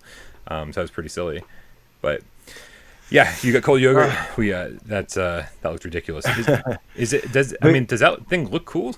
I know we're not talking about VR games right now, but does that thing look like it could be fun? I'm not really into those kind of things. I'd probably just grab a skateboard or, I can't snowboard here, but snowboarding was really my thing. If I do anything nowadays, I go wakeboarding. I love wakeboarding a lot. Gotcha. Right on. I used to love skateboarding. I was never good at it, though. I could barely ollie up onto a fucking sidewalk, and I did it for like 10 years. I could bomb hills like a motherfucker, but that was it. My buddy Adam and I used to bomb hills in college. Like things you should have used a longboard for. No, man, we were just like right down. It's like speed wobbles, falling off, bruising our face, our arms, our legs, everything. Just like walking to class bleeding. It was a much different time. Oh, Diz the Game Cat has a one wheel. Yeah, I've seen them posting in the Discord. They do this whole. He's got like hundreds of dollars invested into it, where you can customize it, add on parts and stuff. Oh, that's interesting. And yeah, nice. So all right, it's like the newest. All the kids are into it these days. AJ, getting back to Hotel R'nR. Yeah, we talked a lot about a lot of different things here, but we haven't really talked about the different weapons that you can buy. Did you have any favorites? I did have some favorites. I don't know if I want to spoil it. There is a sword in the game. I'm not going to say how it is or how you get it or anything, but there is a sword in the game that's one of my favorites. Also, I really loved the firecrackers, and there's different kinds of firecrackers. So I'm going to talk about the less spoiler ones, just the little firecrackers. But because of these firecrackers, Brian, I discovered something that you can do in this game. And I'm just going to say that if you have firecrackers, be sure to throw them. Or the way the firecrackers work is that you light them with the lighter. So you actually have to take up two spots in your riders, and you throw them, and when they explode on contact. So I was doing something, and I had it lit, and I was walking, and my hand hit this pillar, and yeah, something really bad happened. And I don't recommend doing it. Wow. Well, I recommend doing everything in this at least once, giving it a shot. It's because it's silly, and you can definitely do some things you don't mean to do, but this game is meant to be replayed and meant to be experimented with, and so doing stuff that, even if it's detrimental to to your game specifically, to that run, it's fine. there's no like consequences for for the hospital bills and all that stuff. It's just you make less money on that run, so there's no real reason not to try everything possible. Because I totally forgot you can like slap the managers and stuff. I think I did like kill the manager once. I think I shot him. Oh, nice. I totally shot him once, and then you slapped him with a fish and stuff, which obviously wouldn't kill him. But Yeah, I didn't have a good way to end that review. I actually had to go in and capture that whole run and be like, this is going to be the final scene in the review. I got to end with something epic. Where's the fish? It's Veteran Tactics is living up to his name and says, pro tip, firecrackers light themselves when you press the fire button when holding them. What? Wow. Learning something new all the time. I was doing the same thing with the with equipping the lighter and bringing the lighter with me. I didn't try that. I thought I tried that to see if I could just light it, but I guess my instincts are just like, oh, I need fire to light these firecrackers. I might have just thrown them in a hope that they lit on their own. But yeah, I guess maybe I didn't hit the move button. Is that the button he's talking about? The move button to? Yes. I'll give it a shot, man. We'll definitely give it a shot. And that is like AJ was saying. That's the cool thing about this. There's secrets everywhere. There's lots of stuff to discover. I've got so many questions about how to do certain things in this game. And because in the first, I'll talk about the first hotel room because I feel like it's not terribly spoilery. There's like a heating system or some kind of ventilation system in the bathroom, like that big white thing with a gas pipe. And next to the gas pipe, there's like a laundry chute. And so I've been like, okay, so I can break the gas pipe, gas comes out of it. I can light that on fire. Suddenly I've got a blowtorch happening in the bathroom. But that's right in front of the laundry chute. And I'm like, what can I do? What can I throw into the laundry chute through the fire and cause damage in another part of it? And I just don't know if that's a thing or not, but it doesn't stop me from trying. Definitely had fun with this, man, because he told me that there's so many things in the game that they don't make obvious, and they're worried that people won't ever discover them. But I think that's a good risk to take. I think that's how games are. Some of the best games come about. I mean, what we were just talking, earlier this week, how to this day nobody knew until like a few days ago that in Castlevania 3 you could throw the dagger 5 times and it would strike a boss with lightning. I mean, how many years? What year did Castlevania 3 come out? Literally 32 years ago. Yeah. No, 30 years ago. This one. Wait, no, that's Castlevania 1. That's the first one. Yeah. What are you doing, man? Come on, be a professional. I like how I just randomly have Life Force and Castlevania here. I like that you have Nintendo games within reach. What do I have? Yeah. Oh, hold on. I gotta always have. And of course, this is like Ninja Gaiden. We were just talking about Life Force. Wait a minute. Let me show you what I have within reach. Oh, white men can't jump. Atari Jaguar. Classic. Yeah. But yeah, I mean, so final things about this game. I absolutely loved it, man. I think this was really, really fun for them to make. And he told me once again, this is straight just directly from the developers. There was a couple things I was a little disappointed about because I really like the mini games in this. Like you said, there's mini games and you're like, okay, there's mini games. They're probably going to be crap, right? That's like your first thought. Well, then you go and play them and you're like, okay, well, these are actually pretty fun. Later on in the game, there's a couple things that look like mini games, and I'm like, because you had the bowling in the one level. Yeah. Later on, there's something there that I was so excited to try, and it didn't work. And he basically told me that, there was a lot of stuff that was kind of just last second. They really overreached and did a lot more. But he did say that this can be fixed or updated in the future. So fingers crossed that some of these things that are later on in the game get a little fine-tuned, because I feel like they did so much work to make this so fun looking, and then you can't play it. And I was like, such a tease. Yeah, and also there's a lot of things in this world. Again, I'm trying not to say anything specifically because you're avoiding it. I'll avoid it. Some of these things you pick up and you want to play with or use, and you hit that move button to align it. And since it's not a weapon or a standardized item in the game to fight with, it doesn't do anything. And you're like trying to just struggle to even hold on to it the way you want to hold on to it. Real quick, fuck you, I'm Johnny White Pop, Stray Cat. The Canadian fake Monopoly money, $3.99 donation. He says, so here's the $4 question. And as Nick Mueller pointed out, it's not real $4. we love you, Jeff. He says, Gorn or Hotel R'nR? And I'll answer this real quick. Based on the scores that I've given each of these games, there's a half-point difference. They both gave me something that I really, really needed, and I really, really enjoyed both of these games. By the way, yeah, if you guys saw last week's Gamescast Live where I totally shit on Gorn, I had a fucking strange moment where I was like, holy crap, this game's really good, and my setup was not set up perfectly for that. So don't listen to what I said last week. Go watch the review. I gave Gorn a 7.8, and I gave this a 8.3, and I think that they're both awesome games. I do enjoy this one better, though. But you, AJ? Hands down, Hotel R&R for me, because just so many more deeper. Like I said, I'm all about the gameplay, man. And Gorn is fun. I think it's fun, and it's a great fitness thing to let out a bunch of stress. But this is like a game that I can keep coming back to. Doesn't get too repetitive. There's incentives to keep going and discovering things.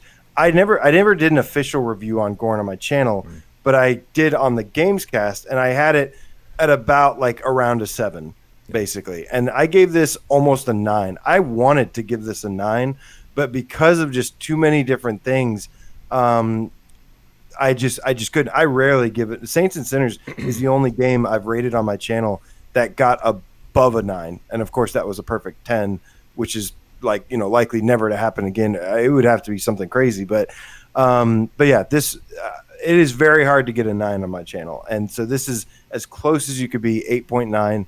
I love this game to death. I was so happy to be done with the review, just knowing that I can go play it again. Yeah. Well, so I think you kind of mentioned some of your complaints, and I think my complaint is that initially you walk into this and you go, "Wow, there is so much to do." Because it seems on the surface you're like, this is just, you walk around, you beat stuff up, you break things, it's whatever, it's mindless. And then you walk into that store for the first time and you go, there's so many weapons and they're all crazy expensive. It's going to take me forever to buy these things. And then you find out that each of those weapons can be upgraded once by using them in different ways. And so it just seems so crazy deep. And then after a few hours of playing, you're like, wow, I'm making a lot of money and I'm able to buy a lot of this stuff way faster than I thought I'd be able to. And then you upgrade a couple of those weapons, and you're like, and as far as I'm concerned anyway, I upgraded 2 weapons so far, and neither one felt substantially different at all. The hatchets look different, but they don't seem to have any more durability or destruction power, which was really disappointing. I wanted these things to last twice as long, like break things twice as fast, and it just didn't seem like there was any difference, to the point where I was like, did they really upgrade these things or just make them look better? So I would hope that that's coming in a patch as well, because it takes so much work to upgrade the weapons. It takes forever. Like, who the hell wants to use a foam finger to cause $5,000 worth of damage? It takes so long to do that, and then to find out that it wasn't really worth your time. Plus, there's no platinum trophy, and I didn't mention that in my review. I know. I forgot to mention that too. I'm glad you mentioned it now. This game, I told him, I was like, please add a platinum trophy to this. Like, it is so deserving. It could easily have a platinum trophy in this. And this would be like one of those platinums that I would just like love to go after. But yeah, overall, I still love the game. I still want to play it a bunch. It's there's so many different. We didn't even talk about, when I talk about the depth of this game, we didn't talk about the character customization. There's costumes you can unlock. There's a weapons testing little room that you can do. There's a party mode, which actually has like some newly made games within it. Most of it's kind of the same. Too. You can play it by yourself, and that's great. A party mode with a single player option, like you said. And then there's also the free roam, or not free roam, but like a sandbox mode. Yeah, like sandbox mode. That was probably the one that I played the least. Yeah. But yeah, the party mode by yourself is a good point. But so many different things in this game that you can do and discover and mess with, and that is why I scored it so high. Yeah. I love gameplay. Fuck you, I'm Lifnox, 88. I wonder if that's his birthday. Makes him way younger than me. That's a $2 Canadian donation. Monopoly money coming through left and right today. He says, is there a third tier for upgrade gun, upgrade the laser point? No, it seems like once you upgrade each of these things once, that is it. There is no more upgrade available. So unfortunately not. There's a poster in the backstage area next to your mirror where you can see your thing, your customization. There's a poster right there. Scroll through that poster. It'll tell you all the challenges and what the upgrades give you. Nice, dude. I think we've talked about Hotel R''R to death. I think we have, but I highly recommend it to everybody. I freaking love this game, and I can't wait to play. I am after 9 years older than Lipnox 88. Not feeling real good right now. Okay. What's our next news story? All right, so just a quick one here. The Tetris Effect soundtrack is now available on like iTunes, Amazon, and the only reason I want to bring this up is because I think the Tetris Effect soundtrack is really good. Sirens on my end. Dude, the Tetris Effect soundtrack is really good. And wait, is it just Spotify or just everywhere? It is by Hydelic Music is who made it. And they did an article actually about how it came together on the PS blog. I think it was iTunes and Amazon is what I definitely saw. I'm sure it's on Bandcamp here. Yeah, they've also got it on Bandcamp, so it should be on most major sellers for digital music and stuff. I hope it goes in order. I hope the track listing is in the order that it is in the game, because I can't listen to these songs out of order. Like I've played through the campaign so many times that these songs all kind of run together as into one song for me, pretty much the same way that Luminous did back on PSP. Like that soundtrack isn't separate songs for me; it's just one song that all gets melded together. Yeah, I mean, to be honest with you, I don't know if these songs, as much as I like a few of them, I don't know how much I'd like them similar to Beat Saber outside of playing the game. Yeah. Like, to me, playing the game and the way that they speed up, slow down, they have the background, the visual aspect of it is a big part of it. No, but that being said, I still think it's a really fantastic, relaxing soundtrack. Absolutely. We need to hit the brakes. We need to... Yeah, we're ready to move on. I just wanted to throw it out there that it's there. No, we need to hit the brakes and give a shout out to our friend Jonathan Roblox with another $50 donation. God damn it, dude. I feel like I have to start taking off my clothes or something. He says, or maybe I'll keep them on for $50. We need a Fallout 3 or 4 on PSVR already. Come on down with that, Bethesda. I mean, we're jumping way back into like last year or the year before territory here. When Fallout 4 was rumored to be coming to PlayStation 4 so heavily that there were box shots, GameSpot leaks, different leaks on different websites in other countries. Target, I think, had a leak, and they all had like these different release dates, and it just seemed so likely that Fallout 4 was coming. Everything pointed to it, to the point where I think that game got so far into development, and then they just stopped. They were just like, you know what, we can't make this happen, or they have a different direction. We're going to hold off on this and save it for next gen or something. I don't know. It just seems like they might have spent a lot of time on it, and then it didn't come to fruition. Of course, maybe it didn't happen at all. Maybe it was just a misunderstanding somewhere, and it just got leaked accidentally.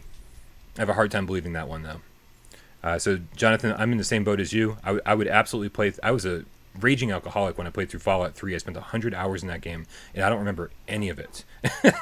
And so that's the great thing about my past, is that I played a ton of games, and I don't remember them. So it's like, it would be a brand new game to me, and I would absolutely play through Fallout 3 again in VR.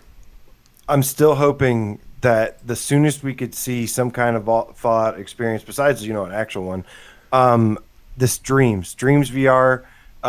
Dreams is actually playtesting right now. They're paying people in the EU hiring to playtest the game for VR support. Depending on the scope of the VR support, there's already people making Fallout games in Dreams. So that could be, if the support is pretty awesome and you can apply it to a lot of different games, that is your best bet to play it sooner than later. And before you say it's not going to look as good or anything, go watch a video on it, because it looks incredible. It does look incredible. It's of course not 1-to-1, but it's very, very close. But it's also a very small part of the game, and I can only imagine that, if you explore that whole area, it's very small. We're talking about Fallout's such an open world where it would be actually impossible to do it. But to see people doing their best and making small parts of that game very, very faithfully recreated is a beautiful thing. And there are some fucking awesome people in the Dreams community making very, very cool stuff. But I think next gen, man, we've said it over and over, but I think PlayStation 5 is going to really turn a corner for PSVR developers, where it's just going to be so much easier. They don't have to make such huge sacrifices. Games like Seeking Dawn, that we were so excited to play, the developers finally caved and were like, we just can't make this happen and make it look the way we want it to look. And they just canceled PSVR support. And if that doesn't come to PlayStation 5, I'm going to be really heartbroken. Be like, man, it's the game. It's not a great game by all accounts, but it's a game I wanted to play. Yeah, there's a lot of old IPs who like to play in VR. Ain't that right, Brian? Yeah. All right, so Firewall 0 Hour showed off a new map that it's going to be getting. I think it was Gyson, fist bump to you, that posted this in the Discord from their dev stream diaries, whatever. But yeah, the new map has been shown, and I think it's supposed to come out within like a month or so, within the next month. And it's looking pretty cool. It's looking like a half daytime. I think it's a daytime level, and it looks it honestly looks a little bit like Los Angeles or something to me. Looks like Southern California. Okay, I'll give you that. Interesting. I mean, that was just that was so out of left field. I was like, I don't what the hell. I'm looking at the map going, what is he talking about? But the funny thing is I was watching along and watching the live comments and seeing how people were talking about the maps that they wanted to see for Firewall, and everyone's like, we want a snowy level. And I was like, yeah, man, I want a snowy level. I want a blizzard level where footprints last in the snow for 10 seconds or something like that. So you're like, you used to find, it's blustery and noisy and whatever, and you look on the ground, and you see footsteps, you're like, crap, like somebody's around, and then eventually they, fill up with snow and disappear. But I think there's so much potential for that, and they've really stuck with like these kind of like, sandy, deserty sort of looking levels, and I wish they'd branch out a little bit more, because as good as this map looks, it looks very familiar to me at the same time. Yeah, I think they said a little bit of not BMD. Let me go to the Discord real quick and see what I think it was Gyson that was saying it. While you're doing that, I'm going to give a shout out to a couple tips here. Matt Guyver's cousin, Hugh Guyver, with the Australian $10 donation, and he says, pizza, pizza, pizza, money, money, money. Sweet. I'm so happy for pizza, pizza, pizza, money, money, money, because I could use some pizza, pizza, money, money, money. Totally ordering some pizza tonight. Okay, so I hate talking about this publicly, but I'm going to talk about this publicly. I have put on so much weight in the last 6 months. Like, I stepped on the scale the other day thinking I'd lost a couple pounds, and I weighed like 5 pounds more than I ever have in my entire life, which already was like 45 pounds more than I've ever weighed in my entire life.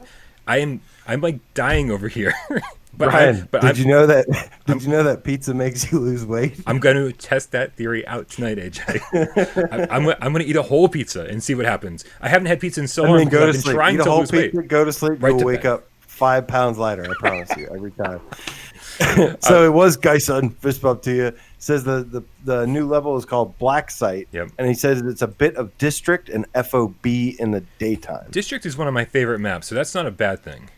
Yeah, I like and I like the daytime levels too. Yeah, it's very cool. But again, it's he nailed it. It's very much those two levels combined, and I just want to see something I haven't seen before. And I mean, I don't know. I have so many thoughts on this, and so many ways they could go, and I don't know. And I guess we can all give up hope at this point that there's not going to be any more gameplay modes. This is what Firewall is, and that's fine. Yeah. But I also think that people are starting to lose a little bit of interest. Not to disparage Firewall. I think Firewall had an amazing run, and it's still going strong. But I think people are starting. Oh, and for people that haven't played it yet, it's amazing. It's incredible. Absolutely, like, it's a must-have game. I'm a little like not as excited as I used to be to play it, but that's hundreds and hundreds of hours after playing it. So, I said at first that the big thing I wanted was like them to just keep adding more maps to it, and that's exactly what they did. So I have to commend them for that. I didn't want anything to change, that you'd kill for a free-for-all map though, right? Or kill for a simple team deathmatch or something. Like a team deathmatch where you respawn, I totally would by this point. But like I said, that is hundreds and hundreds of hours later. That's not That's not like I haven't played it yet or I wasn't satisfied with it. That is just so long after playing it. I don't want this tip to get too far away before I give a shout out to Professor Lilith with the $1.49 donation with the little black cat. That's the tip. Thank you so much, guys. Oh man, I keep seeing new videos of Tornado. Oh, she's so cute. She's so cute. Sorry, that's it. I have nothing else to say about Tornado. Johnny, wrap up the stray cat with the Canadian 279 donations. Says, don't forget the Firewall tournament in June. That is definitely a thing. Make sure you join our Discord so that you can join the Firewall tournament in June. Crap, and that's first. Is that this upcoming Sunday? Next month. I don't know. We just did the. No, we got Wipeout coming. Wipeout's the next one. Yeah, Wipeout is this Sunday, I think. January, February, March, April, May. So wait a minute. If Wipeout's this Sunday, that's June. Did he mean is Firewall in July? I thought Monday was June. Monday's June, homie. Oh. Today's Thursday. Oh, crap. Okay. Yep, I'm all caught up. All right, so really looking forward to this. Of course, once this drops, me, you, Dave, one of the game cats. Last time it was Johnny Rypop, Speak of the Devil. We jumped into this, so we'll have to do a live stream of this, check it out, see what else they've added since then. Also, if I can say one more thing about the Firewall tournament, and I'm going to because it's my show. It's we talked a little bit about it internally, and we were like, crap. It's like usually we give. Rypop usually gives like $20 to the winner of these tournaments, and I give $20 to the winner of the tournaments. But with 4 winners, I think the discussion ended up being each of the winners will get a $20 gift card for the PlayStation Network for the region of their choice. And I'm trying to keep Johnny Rypop works so hard on these things. I don't want him donating anymore, so I'll take care of that. But so everybody on your team gets a $20 PSN gift card. So make sure you join the Discord. Sign up over there, multiplayer. No, what is it? There should be a Firewall. There's a Firewall tournament, Red. Perfect. All right, moving on. Okay, so moving on, we had a huge update finally get to us yesterday for Beat Saber. Hell yeah, and I'm so happy that the video that's going to be playing during this is one I haven't seen yet. It's you playing Reason for Living on 90 Degrees Expert. I'm so excited to watch this while we talk. This was absolutely insane, man. And so this update added 46 new beat maps across like 20-something different levels. Hold on a second. I'm sorry to interrupt you so quickly, but is it really 46? I think that's the grand total for like beat maps. Yeah, total. But 10 of those were like 360 levels that only were PC, and 10 were 90 degrees. I think that are just PSVR. So I think they're made their full update. Am I wrong on this? I'm sorry. Oh, you're saying you're combining the PC and the PSVR? So I think it's 26 for us and 36 for us and 36 for them. But there's 10 for us that they didn't get and 10 for them that we didn't get. You know what I'm saying? Yeah. Let me check real quick. I don't know. Because I was confused and I did my breaking news report or PSVR. I just thought 46 beat maps meant like one new 360 Expert Plus level, one new Expert level for the same song. But like more one-handed songs, more things like that. I don't know. Does PC have 90 degree or just 360 degree? I don't know. I think just 360. Somebody in the chat. Maybe there is a 90. I'm sure. I don't see why it wouldn't. But KDA Pop Stars Expert Plus 90 degrees. Origins One Saber mode, normal, expert, extra plus. Okay, let me just go through these. Did you choose the colors on this? I do custom colors, dude. That is probably one of my favorite updates that they've done for this game. This is such a nice color scheme. I love this. I love the color schemes that I have. I've got PSVR Underground signature color scheme. But yeah, no, some of the stuff they released, like the stuff that they released the updates with, like is like it's like brown and red or something, and I'm just like, I don't like the look of this. Yeah, anytime you get that brick red brown color, I'm just like, that's just because the normal Beat Saber, the traditional blue and red, are so bright and vibrant that anytime they kind of mute it, it's like, what are you doing, man? This is like supposed to be neon, like even their logo is like a neon sign. It's like, what are you doing, guys? I don't want to miss any tips here. Professor Lilith with the $2 donation saying, make more cat emojis. I think Professor Lilith used all the emojis there were. to make that comment. Thank you for your donation. And Joe Grover, the effing game cat with the $5 donation, says, "Yeah, I'm up 9 pounds. Captain Crunch Belly, quarantine comfort food. Just had to lay off CC. Back on the workout routine. Arm lifting pizza to my face." Yeah, I'm gonna take a night off tonight. I've actually got some, we'll talk about this on the litter box. Something you guys don't want to hear about me getting fat. Maybe you do. I don't know what you guys. I want to hear the process daily. Once upon a time, I posted daily Facebook pictures when I was trying to lose weight, and I posted daily Facebook pictures for like months of me dropping like 30 pounds, and I was like, that's the only way I can possibly lose weight again is if I make it a public ordeal. All right. So yeah, I mean, I just did a quick count on what my notes said, and Okay. it does look like it's 26 maybe, but that still could be wrong. So I don't know the official. But it was 46 total. I just don't know how they divided it, if they did divide it. So that's our part. But there's definitely plenty of new content to go through. And like I said, this Reason for Living, adding the first one I played was Rum and Bass. I wanted to play my 3 favorite songs. Overkill actually already had a 90-degree mode, so I played Rum and Bass and Reason for Living, and Rum and Bass kicked my ass. Nice. Like I can play that song Ghost Notes with Expert Plus on Rum and Bass, and this one kicked my ass pretty bad. When you talk about your abilities of things like that, it makes me want to ask you if you're a god. No, I am definitely not. Ray, when somebody asks I am you if very you're a much god, human. Andrew C says the song you uploaded was dope, AJ. I want to know which one you're talking about. You're talking about Reason for Living. So the reason I told you, Brian, to get the footage of Reason for Living, this was so far my favorite mapped song because it has the way the walls come at you. You see the footage, but it just doesn't show you how impactful that, like, the walls coming to you and like you have to actually turn. I can't stand this thing that Beat Saber does sometimes where it just throws a bunch of walls at you and they just go by you. I hate that. Yeah. I don't like that at all. So this one actually makes you like turn a little bit.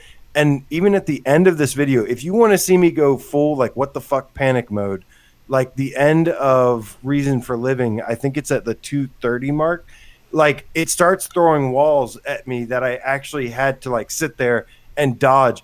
And you can just tell by the way the camera is moving that I'm like, shit. Cause it was like the first time I had seen it. So yeah, there's no commentary obviously, but oh my God, you can definitely tell that I am like freaking out right there. Unbelievable. I experimented with a few different 90-degree levels because I hadn't really played any. I think I can probably handle hard mode at best on some of these. Thank you. Finally, it took like 5 minutes, but finally the chat's getting caught up to me asking you if you're a god. I totally, I see that now. with that Hack one. says, when someone asks if you're a god, you say yes. Yes. Oh, man. I'm so glad the chat got caught up on that one. Nice. That's a lesson learned. Yeah. But 90-degree maps, I wasn't so keen on them because I was playing some of the easy ones, and I was like, this is kind of silly. What's the point? And holy crap, you're right. When they start throwing walls at you, and just it's a very fluid movement from like left to right, and it just feels really good. It feels like just enough of the formula gets mixed up where it's God, lip knocks. Sorry. Justin says yes. The PC does have 90-degree levels as well. Good. See, this is I like being educated during these shows. This is fantastic. Yeah. Thank you, Justin. It's just enough of it mixes up the formula just enough where it's like this is cool. It feels really good. I love when there's blocks coming at you at the same time from two different directions. And it just kind of opens up the playfield a little bit more, and I really like that. Yeah, I don't see the point in the walls if you don't have to dodge them. Like they really don't have much of an effect. I don't know, because they'll do a bunch of times where they throw just like layers and layers and layers of walls, and with the Rum and Bass one, they throw some walls at you and they throw the mines, and to me like that should be part of that instead of making. Like, I don't know, there's so many different dynamics to Beat Saber, right? It's so simple at its core, right. But there's so many different things you can do.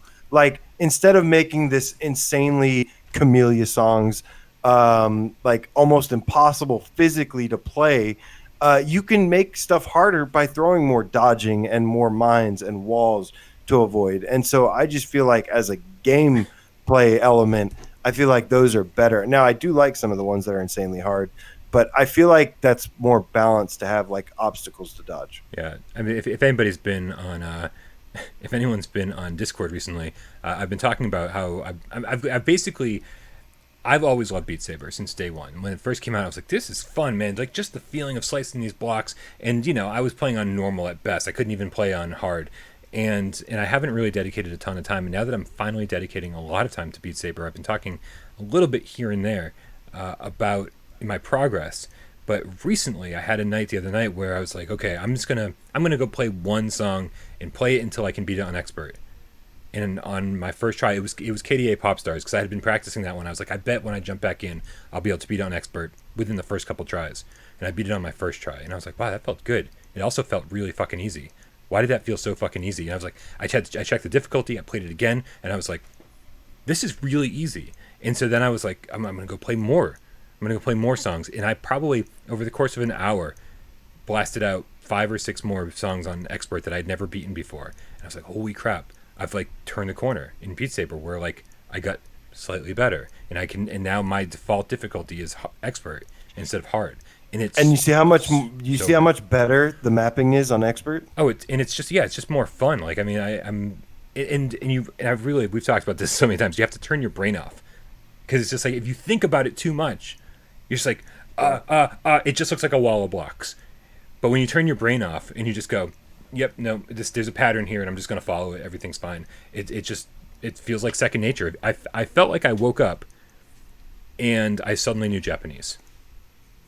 It's like, I'm suddenly fluent in another language, and it feels so good. I'm not gonna be like, oh, I'm really good at fucking Beat Saber now, but saying that, expert's my new difficulty level, there are certainly tons of songs that I've started on expert and been like, nope, this is gonna take like an hour or two before I can beat this one. So it's not just like, oh, I'm really good now, but man, I've taken another step, and I'm loving this game more than I've ever loved it before. So if you're not up to expert yet, I definitely say, a lot of people are like, oh, Beat Saber sucks because they have custom songs like PC.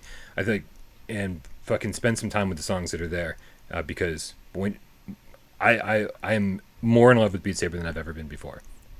Yeah. So another part of this update, Brian, was not just 90-degree levels, but it was one-handed. And the significance of this, you can multitask, is that for the first time, I believe, there's one-handed expert plus levels. How did that go? Oh my god. So remember when I said at the beginning of the GAMESCAST that my arms hurt and that I had to basically take a cold shower to like relieve the pain and soreness? Yeah. They really outdid themselves with this. I mean, I was not sure. The expert ones are pretty tough, but this was definitely like, I was playing this going, holy crap, like the entire time. And yeah, they also, like we said before, they mixed in more dodging and stuff with the Expert Plus, but really just the hand movements are like, I mean, just every thump of the beat, every stroke of the guitar, whatever it is, your hand is going like up or down or left or right for like every single little, Beat Saber likes to do that electronic music thing where it's like, what'll be like, da-na-na-na-na-na-na-na, and when you do that, your hand is going da-na-na-na-na-na-na-na, so it is just like, oh man, but it'll do that for like a 10-second period of time. So yeah, it is the Expert Plus one-handed mode is bonkers, and it's a lot of fun. Now, is it designed that you could do it with either hand? Yes. In fact, I have to do that because 20 seconds into the song, my arm feels like it's going to fall off. So you're switching back and forth throughout the song. I'm switching back and forth between the songs. That's so cool. That's so cool. And it works just fine. Of course, I'm more coordinated in my right hand than I am with my left, but I feel like that might build some coordination in my left hand. I'm curious to see how that develops. Yeah, no, I feel like I need to play these songs now and really in practice, because I'm certainly more coordinated with my right hand, and I could definitely use some practice with my left. That sounds amazing. It sounds like a great training tool. When your hand is in pain or arm is in pain and stuff, and when I don't mean like actual pain, just like really, really sore and tired. you'll appreciate, even if you're not as good using your other hand, you'll appreciate being able to switch that, because you're just like, I don't care if I'm not as good with this hand. It's like, this feels great, and you're able to do it. Kramer 3K says Japanese is easier than Expert Plus.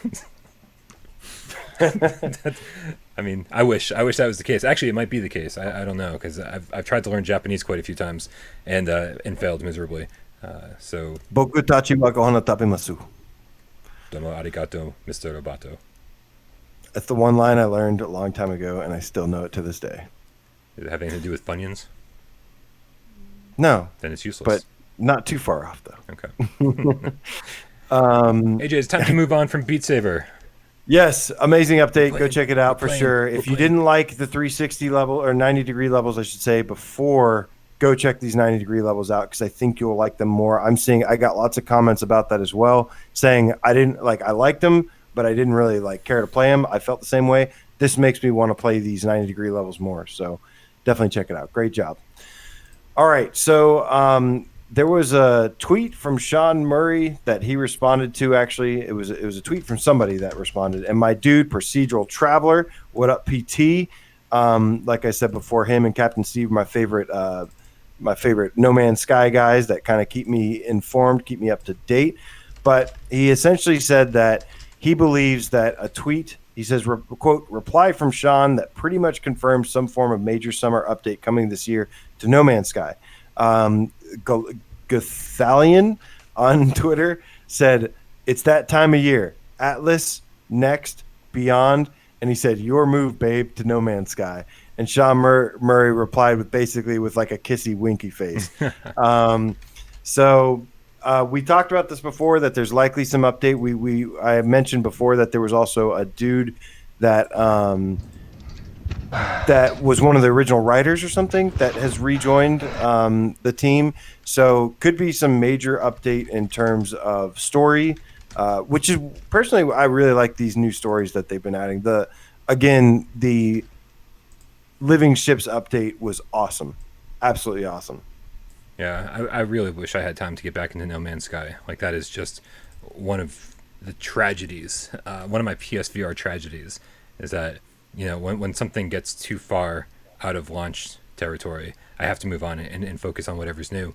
And that is just so painful. Oh, come on. So painful to not have the No Man's Sky love that you do. Yeah, I still agree. Like Andrew, she says, need a pro update big time. And I really, that is the one that I'm hoping for. I imagine if by this summer this summer was my deadline. If we don't get a pro patch by this summer, it's not happening on PS4. But I imagine this game, because of the player base, because of the constant updates, I imagine this game is going to transition to PS5. And, as you can imagine, that should make a pretty significant difference in the graphically to No Man's Sky VR. Yeah. I mean, a pro patch would be amazing. That would probably be the thing to get me back into this. I don't have a huge issue with the graphics. We've been playing PlayStation VR games for a long time. Blur kind of comes with the territory for some of this stuff. Some games look incredible, some games look less incredible. I think this game looks incredible and is blurry. And just don't have the best of both worlds. Hopefully that'll change. Yeah, so not much longer to wait.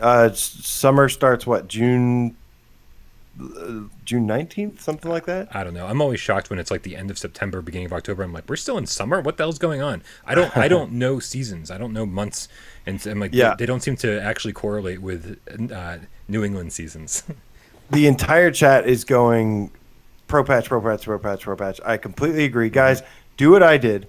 If you want to help the cause, go to Zendesk. Go to the No Man's Sky help desk. You can go to nomansky.com and go to the Zendesk. They have a thing that you can fill out that just gives you an option for feedback. There's something for feedback or bugs. I really, really encourage you, if you want to make this move, if you want to get this pro patch to happen, just like how Subnautica didn't work, there wasn't enough people that did this. You are the one that can make this happen. You are the one. You have to work for it. You have to do a little bit of work, and all it does is take 5 seconds to go to the website, fill out the thing, and just say pro patch, feedback, pro patch for VR, and that's it. Yeah, nothing like harassing a developer with thousands and thousands of emails telling them what you want. Hey, no, if it works, it works. Fucking let's do this thing.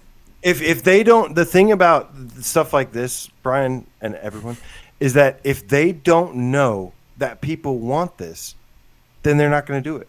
Yeah. A lot of games don't get certain fixes, don't get certain adjustments because they don't know about it. They assume that nobody, cares or nobody knows. So that's how you do it. Now, obviously, I always encourage being like respectful, being kind to them and stuff. But still, that's how we're going to get it done. Yeah. Stop hijacking people's tweets with like whenever I see an awesome tweet about anything, it's always like, if it's from Sony, somebody always hijacks it and be like, "Where's PS5? PS5 news now." I was like, "Fuck, what? How about being like excited about the thing they just tweeted about, right? Instead of being like, let's derail the conversation into something that's not gonna actually happen anyway." Just pick your shots. Choose your battles wisely. All right. So moving on from that, can't wait to see. Brian, did you want to talk about that Blood and Truth thing? Yeah, just briefly. Here, let me bring that up real quick. So we're celebrating the 1 year anniversary of Blood and Truth, I believe. Yeah. Wait, no, it's Blood and Truth came out. Oh, was it? Was it May? 28th? I think according to London Studios Twitter, and Truth anniversary. Maybe it was May. Yeah. So that they're basically celebrating the 1 year anniversary of Blood and Truth over there at London Studio, and the way they're celebrating is it seems like they're just going to, over the next few days, give us some random videos. One of the videos they showed, it's all behind the scenes making of Blood and Truth stuff, and one of them was like a 2-minute clip of like a static shot of a video of an orchestra filming, playing one of the songs that they did behind the scenes, and it was like a full ridiculous orchestra. Like, it absolutely killed it. But this one right here I thought was really cool because this is some of the mocap stuff that they were doing behind the scenes, and they actually have these people like in like a car facsimile, like just to it's just switching from scene to scene, and I'm trying to keep up with it all, but it's just so cool that they actually had these actors like acting this stuff out, in kind of like representations of the VR world. It's very cool to see.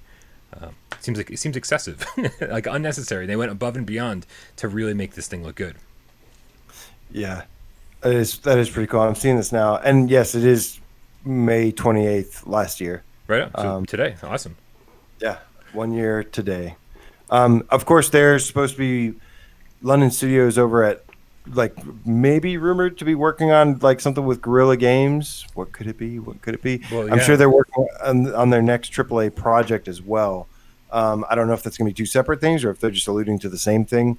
But that's the word on the street. But yeah, absolutely fantastic game. This to me, Brian, I had this, I think, on my top 3 on the last 25 list. Okay. This is like a top 5 game for me, man. I know not everybody agrees, but this is like a top 5 game, no doubt, for me. It's tough for me to say that, and I don't think for any particular reason.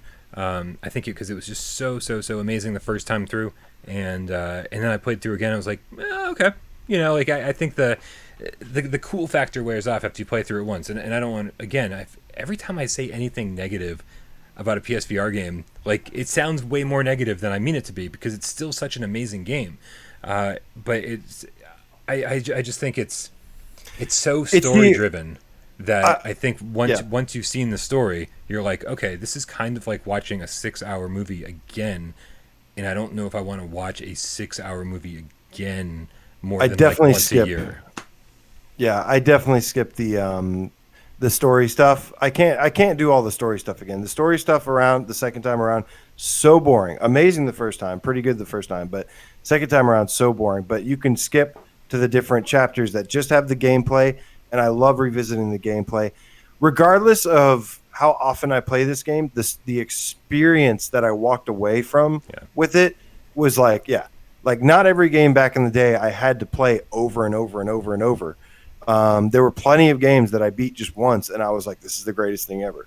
So it's kind of like that same deal. Just the experience for me personally was just that impactful that I loved it so much. Yeah, it was so good. And just for reference, people are like, Brian, what the fuck, man? Blah, blah, blah. It's like my favorite game ever is Resident Evil 7 in VR, and I hit those story segments, and I'm like, can we skip through these, please?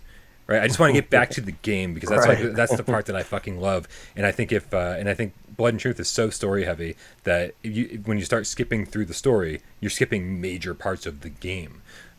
So I think that's where that comes to for me. But I think that also, I think that London Studio kind of went two directions on this. They with the London heist, they really made those all those story elements really interactive, and they give you a lot of things to do. So they went really far in one direction, and they were like, "Ooh, we got to pull that back and keep people focused." And then they went too far in the other direction to try to keep people focused. So I think whatever they do next, they're going to find that perfect balance. I think their next game is going to be unbelievable. It's a learning experience for everybody, and I think these guys are really at the top of their game too. I imagine they took all that feedback to heart, and instead of putting the cutscenes where it's like just go back to letting us do shit during the cutscenes. I want to play darts. I don't want to watch somebody play darts. Yeah. Also, like I want to see more of this. All this behind the scenes stuff. I want to see this from every studio. You want to celebrate your 1 year anniversary? Fine, fucking show us all the behind the scenes stuff you've got, because I love to dig into this and figure out, how all this stuff was made. Some of the technical things that you might not have known, just really shine through in some of these videos. So I'd love to see this for every VR game. I don't care. I'd watch it. It's like I watch documentaries about anything. Like even if it's a topic I'm not interested, and by the end I'm riveted. I'm like, this is fascinating. I can't believe I wasn't interested in this before I watched it. This is something I'm interested in, and it's sort of like documentary territory. So, right, more of this, please. Good stuff. All right, so there is another game this has been announced before technically, but Vertigo Games, the publishers, I think developers behind Arizona Sunshine, After the Fall. Did they develop Skyworld? No. Okay, they just published it. I said that very quickly. I don't actually know the answer. I don't Twitter, think they did. 4 hours ago, they said, quote, "We're excited to announce Vertigo Games will be publishing Traffic Jams VR by Little Chicken 01 for major VR platforms later this year. Step onto the crossroads to keep traffic flowing in the face of outrageous events and flagrant road rage." What? You're questioning the word flagrant? Yeah, no. What was that deep sigh? I just don't know, man. I get so concerned about games like this because it's like throw anything, right? It's like throw anything, because these games can be really, really fun, but we've had so many small, cartoony looking games that at a certain point we've saturated the marketplace. The PlayStation Network, the PlayStation Store is filled with this kind of stuff, and some of it's really good. But we've just had so much of it that the balance of like these small independent games that like without a ton of substance isn't being matched by single A or AAA developers. And I know that this is something that we've probably been talking about for the past 3 years plus. That when I see a game like this, I go, it's gonna be fun, but I just have no hope for them that it's gonna sell well. It's just it's like, oh man, this is not selling. This is not a system seller. This is not. Yeah, I don't know. It's the competition is getting more and more fierce. People are getting more and more antsy for bigger games. To its credit, I did see some stuff that looked pretty fun in this game. Yeah, I do love the art style. I think it's very cute. Yeah, I think actually the footage you're showing too is old. I think there was newer footage and it looked even better. It looked more polished. There was like zombies and stuff. Ooh, I'm down. Zombies? Okay, I suddenly just changed my mind. Everything's great now. Yeah. There was a lot of really funny elements to this game that I thought were actually pretty cool. So, but yeah, we'll have to see. We'll have to see about this one. But yeah. Anyways, poor Little Chicken, I think, is a developer. Poor Little Chicken. I just feel bad for them. Like I feel like this is like 2-3 years too late. This would have killed it out of the gate. And right. And I just like, oh man, it's like a little more balance. If we were getting more single A and triple A games on a regular basis, these games would be a nice little filler. But instead, this is the meat of what we've been getting for so long that I'm like, I don't know, man. Like you guys have an uphill battle on your hands. I hope your marketing team's amazing, and I hope this game is fun as fuck, because that is the only thing that's gonna save it. It better be fun as fuck. Yeah, because like you said, even if they're good, they just have a hard time selling. Yeah, dude, we know so many good games. It's very apparent. It's very apparent, right? So many awesome PlayStation VR games are not selling. So right. You better be really, really awesome. Yeah. All right. Good. Or have some other alternative angle, like good for kids or something like that. Yeah, good for kids when the headset's recommended for people 12 up, right? Is that the age? So many kids play VR, man. Oh yeah, no. I'm not passing judgment. I get pictures all the time. Constantly Kids playing VR. Yep. Yeah, I don't have kids. I don't give a fuck what you do with yours. It does not matter to me in the slightest. We got. I'm sure our game cats are responsible parents. Yes. All right. What's our next news story, man? I don't think I can talk anymore about traffic jams. Okay, so Pixel Ripped got an update as well, and so they were like, oh, we've you were telling me, oh, there's some cards with me in it and stuff, and I was like, yeah, who cares? But then I noticed the patch notes, and I saw that no, there is an update, and part of this update is they added these secret player cards, and it's like a bunch of YouTubers and stuff. But the part that caught my attention was that there was actually notes about aliasing updates, graphical enhancements. It looks good. Little things like that. I dropped back into it, and I was messing around, and I was obviously the first thing I wanted to do was be like, where are my trading cards? Because there's a trading card of me in the first level, and I was like, ooh, that's cool, man. I've never actually had my face in a video game before, even though it's my face from like 6 years ago. It's a super outdated photo that I had on Facebook forever ago, but it doesn't matter. And I should have gotten a picture of myself from 1995. That was something I didn't think about till way later. In they should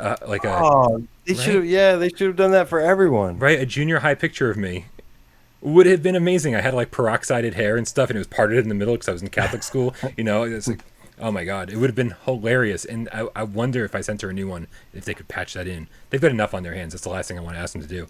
But it would have been hilarious. But it was cool. It was cool to pick up a card. I picked up a card. I saw Frank. I picked up a card. I saw me. I picked up, it's like all these different YouTubers that we know, and they're all on these trading cards, which I think is really cool.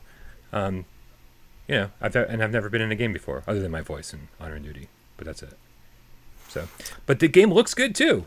The graphical update you were talking about, it looks good. I don't know specifically what changed, but it looked good and it looked clean. It looked better. Oh yeah, absolutely. And I don't think I think if you drop in now, if you weren't doing it side by side, or were told that there was a graphical upgrade, you may not even notice there is one. But there is something. Yeah. There's something there. When you told me that there was a graphical upgrade, and I looked, I was like, I think there is. It's like could have been. They said visual improvements. They said, they described it as a huge update. So I don't think they were kidding. Well, one of our other complaints also got addressed, AJ, and that was, we talked about the beginning of Pixel Rip's 1989, where you're sitting at your desk in school, and there's just references to 1989 everywhere. Well, there's now more references to 1995 in each level, and so when you're playing in the video store with the two consoles. The stuff there's not just like one game on the shelf anymore. It's a whole series of games, and they're definitely referencing different things. There's that was already there. A bunch of games on the shelf. Yeah, I think there's more than there were before. I'll go check it out. And when you're in your bedroom, and maybe I'll have to look back at my footage and compare. So maybe I'm wrong on this, but there's in your bedroom there's more posters on the wall that look like they're out of like Nintendo Power. I'd have to really compare the footage, but it seems like they took some time and added more references to 1995. So one thing I love about this game is it's got a platinum trophy. It's pretty easy platinum. So because of that, I get to play it like several times, and each time I did, I kind of noticed more and more. So hopefully, as long as I don't let too much time pass, I could probably go back in and see if I see any like big difference. Oh, I see your card on the thing. Nice. Yeah. Very nice. Very interesting. Very interesting. Yeah. I feel it was one of those things when she asked me to do it, I was like, yeah, that sounds great. And then when I saw it, I was like, ooh, I don't feel comfortable with this at all. But what are you going to do? It's, I don't know. It's weird that, we do all these shows, we do this and Viewer Takeover this week and whatever. And like and man, there's way too much of me on this channel. And I am shockingly, somebody who doesn't like to be on camera. I have to pretend that there's no one watching this right now. I don't either, man. And then you got me. Then you dragged me along into this shit. Yeah, no, What's wrong with this you? is all my fault. I apologize. I'm just kidding. I love it. Love you guys in the chat. Absolutely. Thank you, everyone watching as well afterward. But all right, so final news story is Echoes VR gave us a little bit of an update. They basically have said that. They said, hold on. No. That's okay. I'm getting the fucking story set up anyway. Getting the dry throat. They said the World of Echoes game is complete. All the artistic and visual content we planned is already included, and here is a sneak peek.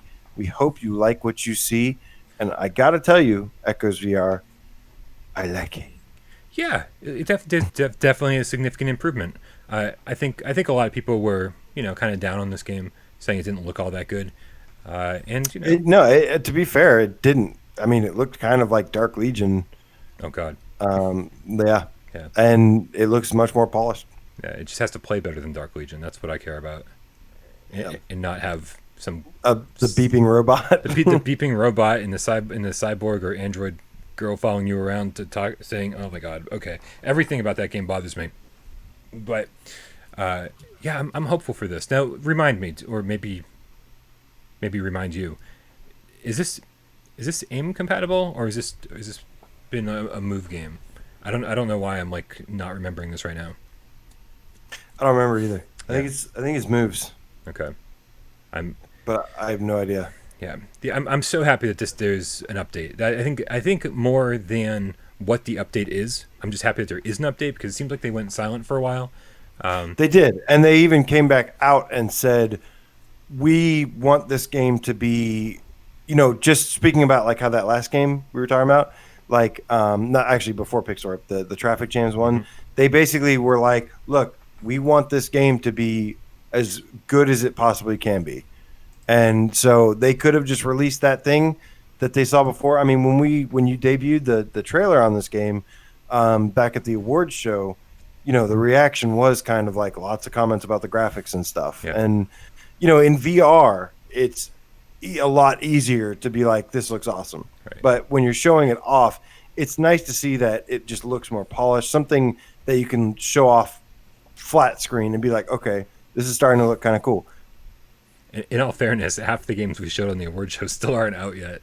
So so they were obviously very, very early in development last year. So hopefully during this year's award show, which, oh God, I think I just got a migraine thinking about it. It's so much work. Hopefully we'll have some more reveals and maybe some updates on games we showed last year. This is one that I'm very much looking forward to seeing. The systems of this game, anytime they've ever shown off that, seem way deeper than you'd expect for a first-person shooter. So this is one I feel like we should be excited about, but we'll just have to kind of play it by ear. Yeah, I like that little bunny thing at the end of it. Yeah, the bunny's adorable.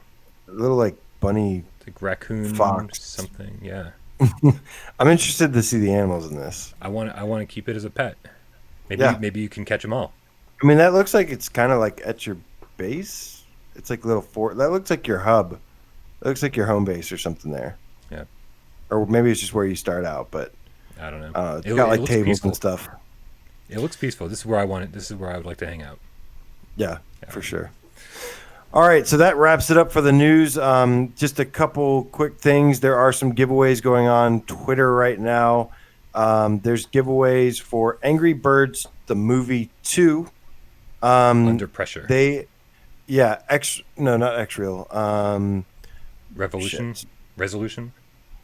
XR Games.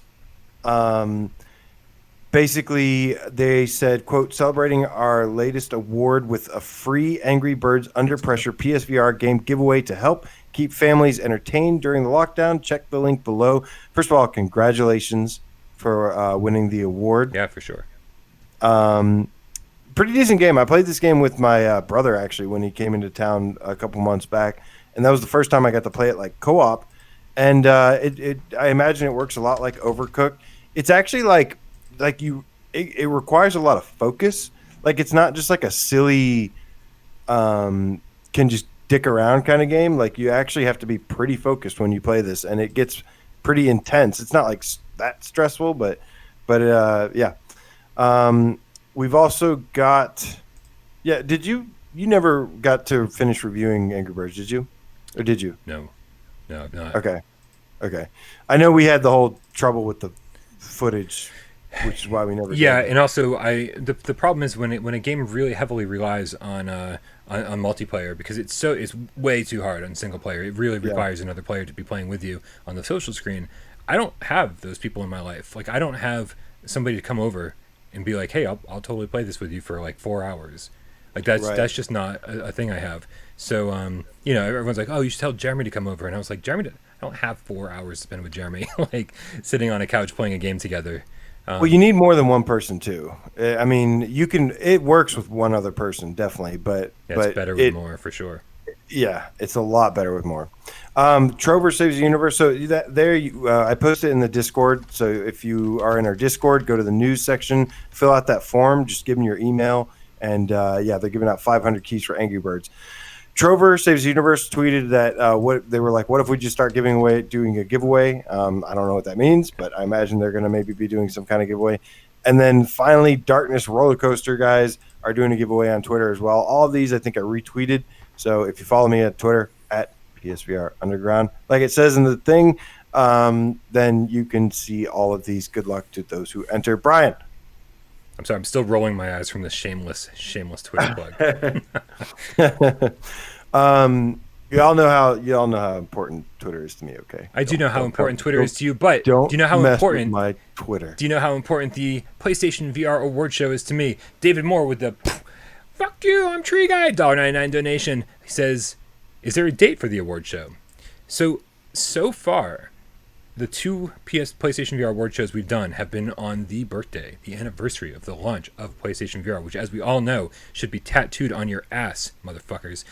October 13th, 2016. So every October 13th is the planned PlayStation VR award show. Keep that date in mind. I don't think I'm going to stray from that this year, but like shit happens, right? And I only have so many wire coat hangers and duct tape to make things happen. So we'll see how that goes. All right, there is a huge sale going on right now. I originally posted something on Twitter, and it was from like the PlayStation blog. If you've noticed, those little like early saying like tomorrow double discounts or whatever starts, and it'll give you like a whole list of games. Have you noticed? Has anybody else noticed that those are like never accurate? Because my dude Duran Fan VR went and actually like looked up all the games on sale. So I think this one's actually more accurate to what's on sale currently. So we're going to go through these lists. Oh my God. I just looked at the list. I want to die. Oh my God. Where's Dave? Dave needs to. I wish Dave was here so that I could fight with him and, he could just repeat to me that my expectations weren't right. I need to tap out for like 5 minutes here. I need Dave to take over. Like my legs are like going numb and shit. This will be easy, man. This will be easy. So, but just know this is how we're going to do this. We're going to go down this game. We're going to just mention something about it real quick, and we're basically going to tell you that that whether we recommend it or not. And when I say we, individually, like there will be games that I say yes, Brian says no. God, look at Tornado. Tornado's so cute. I'm stretching. That's why I'm standing up, and I'm just. This is a good. Oh God! I don't want you guys looking at my crotch while I stand up and stretch. It just wouldn't look right. I'm sure they want to see your crotch. I'll shoot it. I feel like we've gotten enough donations where I feel like I should be showing something else today. All right, so let's stretch. And chat, feel free to give your input on any of these games too. Everybody in the chat, get up and stretch. This is our. Take a big stretch. It's been 2 hours. What is everybody stand up? Stretch? Is that what they call it? Stand up and stretch real quick. Okay, that felt good. Oh God. Okay. Oh, I don't want to screen share. I meant to turn off my camera. Yeah. All right. Everybody ready for the final stretch? Tapped in. Okay.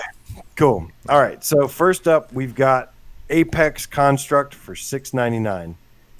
Okay. Just tell me what you think of Apex Construct. I like Apex Construct. I thought it was a little boring. Ouch. It is kind of boring.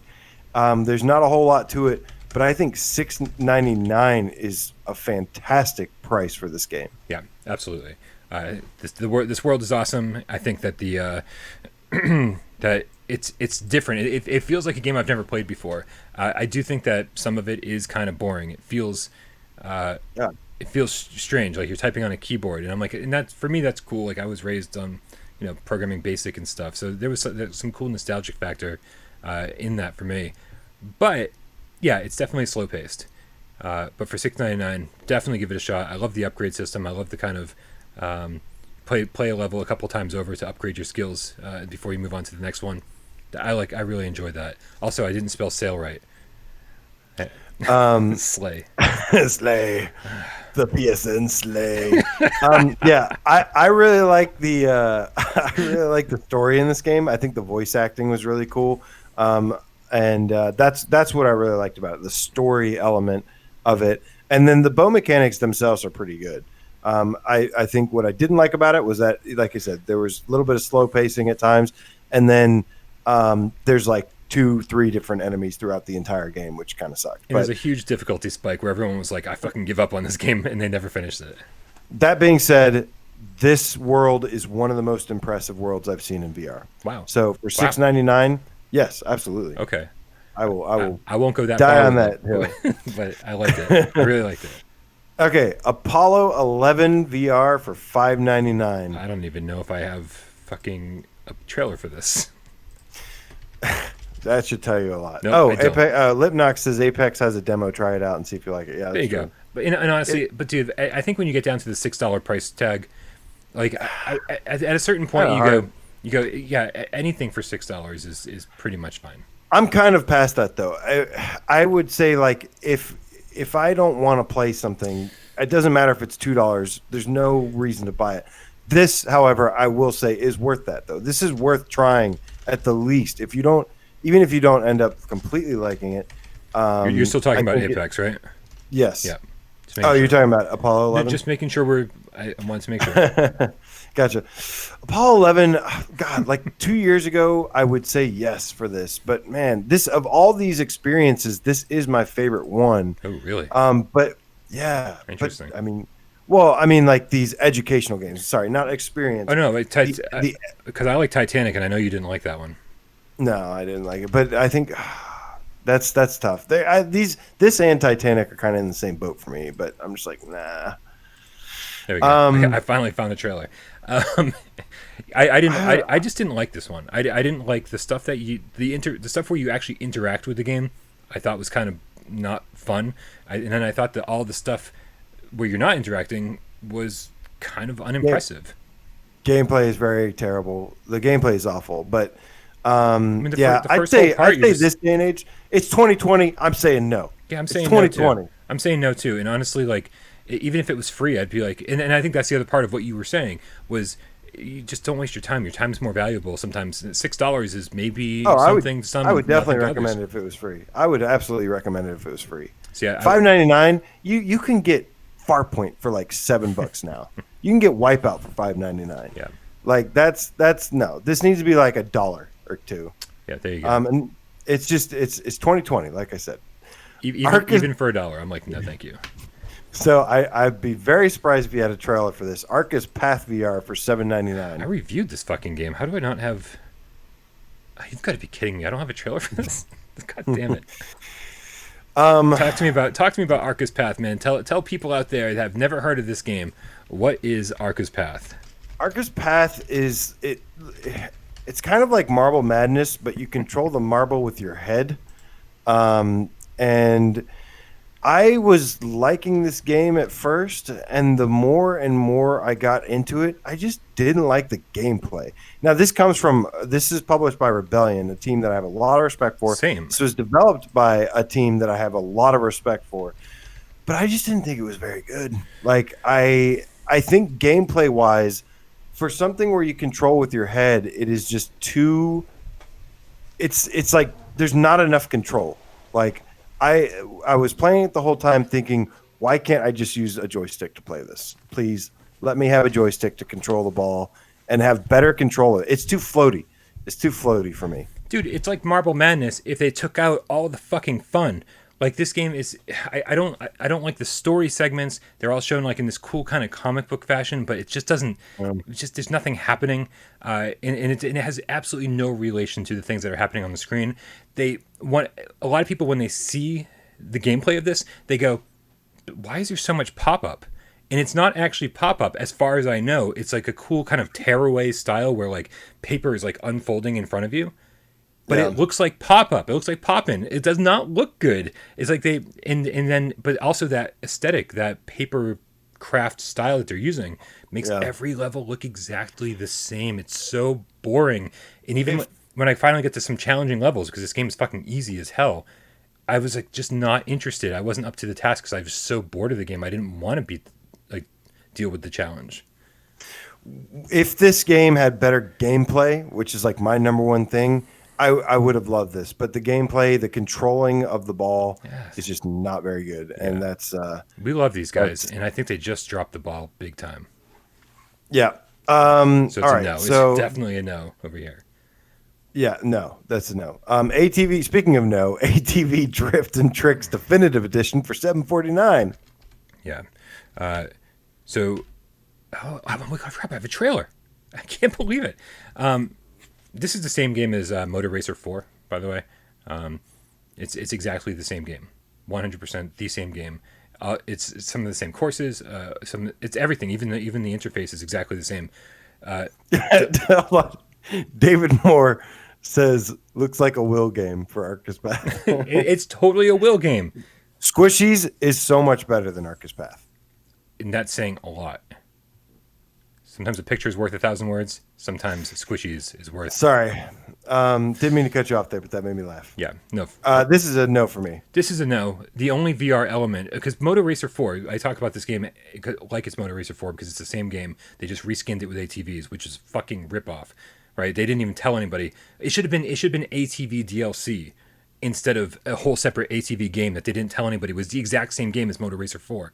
There's a whole campaign mode. There's like upgrades and all this crap that you can do in a non-VR version. In the VR version, it's just like basically time trials and practices on empty tracks, really low resolution. No, stay away from it. Absolutely not. They do not say how limited the VR support is, and it's extremely limited. You cannot play the campaign. Don't do it. Yep. Hard no. Hard no. Ooh, here we go. Battlezone Gold Edition for $13.99. Give me a hell yeah. I think it's definitely a hell yeah. Definitely hell yeah. Dave, I was just playing this with the cats recently. Nice. Yeah, Dave fought for this on the top 20 list, and I was like, I don't know, man. Like, it's a great game, but top 20? And I totally respect that it's on there, big time. This game is so much fun. You can spend hours and hours and hours playing, playing a really challenging map with 3 of your friends. It's awesome, man. This is a great online game. This game kicks ass. The only problem I have with this game, which I think is a big issue, is that it's like usually $35. And I think $35, no. I think that's awful. But for $13.99, that's like what I imagine it when it's at where it's at in the top 25 list. I was, to my shock, I jumped in and there was people online playing this still. Now, granted, these are like the people that have been playing it since day one and still like live there. Which is a testament to the game, man. The fact that there are people who are like still playing this game after all those years. Right. But this game is absolutely so much fun with the cats. I started playing it by myself, and then people started joining me. I was like, what the hell's going on? I just wanted to play this alone and get good at it. And I finally beat the final volcano level thanks to my crew. But yeah, 4-player co-op, awesome game. Yeah, I honestly, the one thing I will say is that you can play the single player. I don't enjoy it single player.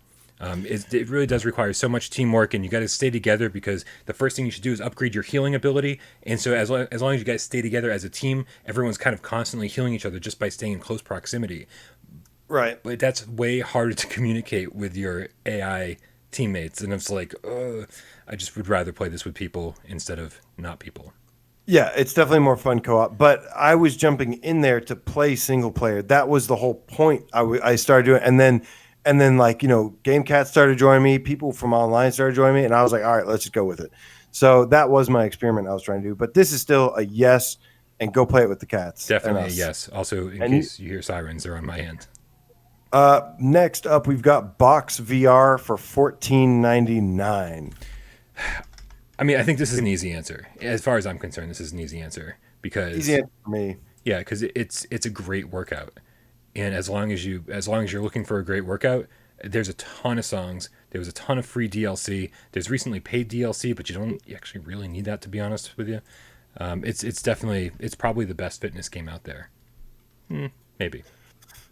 Yeah, it is definitely the best fitness app. I would say it's a fitness app. Yeah. This is not really. Some people do find this game fun, but if you want a fitness app, do Box VR. Absolutely. I cannot get this chiller the right size. If you just want to play some games and you don't want to do any fitness, then no. But otherwise, this is a great deal for a really good fitness app. The second I get this right, we're gonna move on, and it's gonna be like crap. There we go. Now it's time to move on. Yeah, everyone's like, "Oh, it looks like Beat Saber," but with punching, and that's kind of what it is. It's More or less. yeah, but I mean, if you've played Beat Saber, and then you've played this, it doesn't feel the same, even though it kind of looks the same on the screen. It's a much different feeling, and I think this is different enough to warrant your time, especially if you need to sweat during this hard time where we're all getting fat. I prefer just really physical games, but this is no doubt the best thing. Yeah. So next we've got Carly and the Reaper Man Escape from the Underworld for $11.99. This is an iCarly game, right? With Plus. This is what? An iCarly game, right? No. It's not. This is no. It's no for me. This is a platformer. You'll see.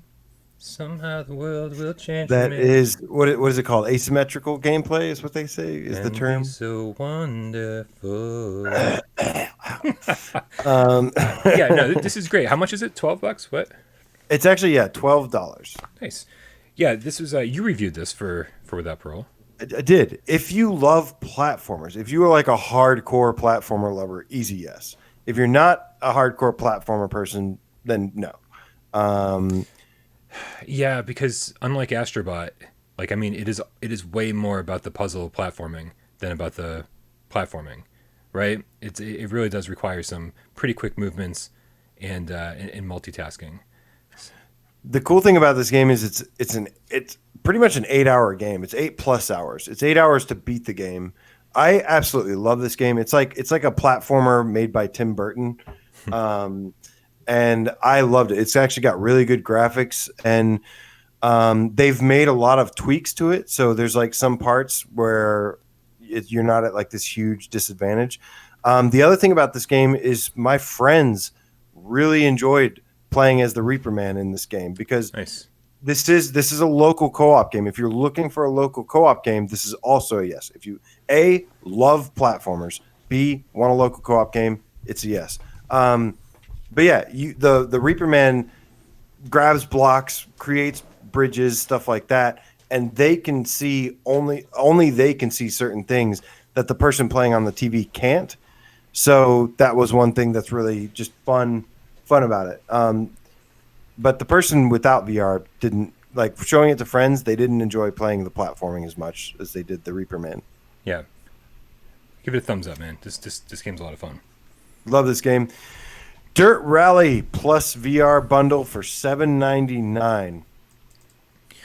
Yeah, I mean, dude, this game. So when Dirt Rally first came out, it was $60, and then it was like what, another $10 for the VR patch. So I paid $70 to play this game at launch, and I still think, I mean, we have such a limited racing sims on PlayStation VR that I feel like, unfortunately, if you really want a racing sim, you can't be terribly picky. And at this price, there's no reason to be picky. This game is awesome. Definitely worth it.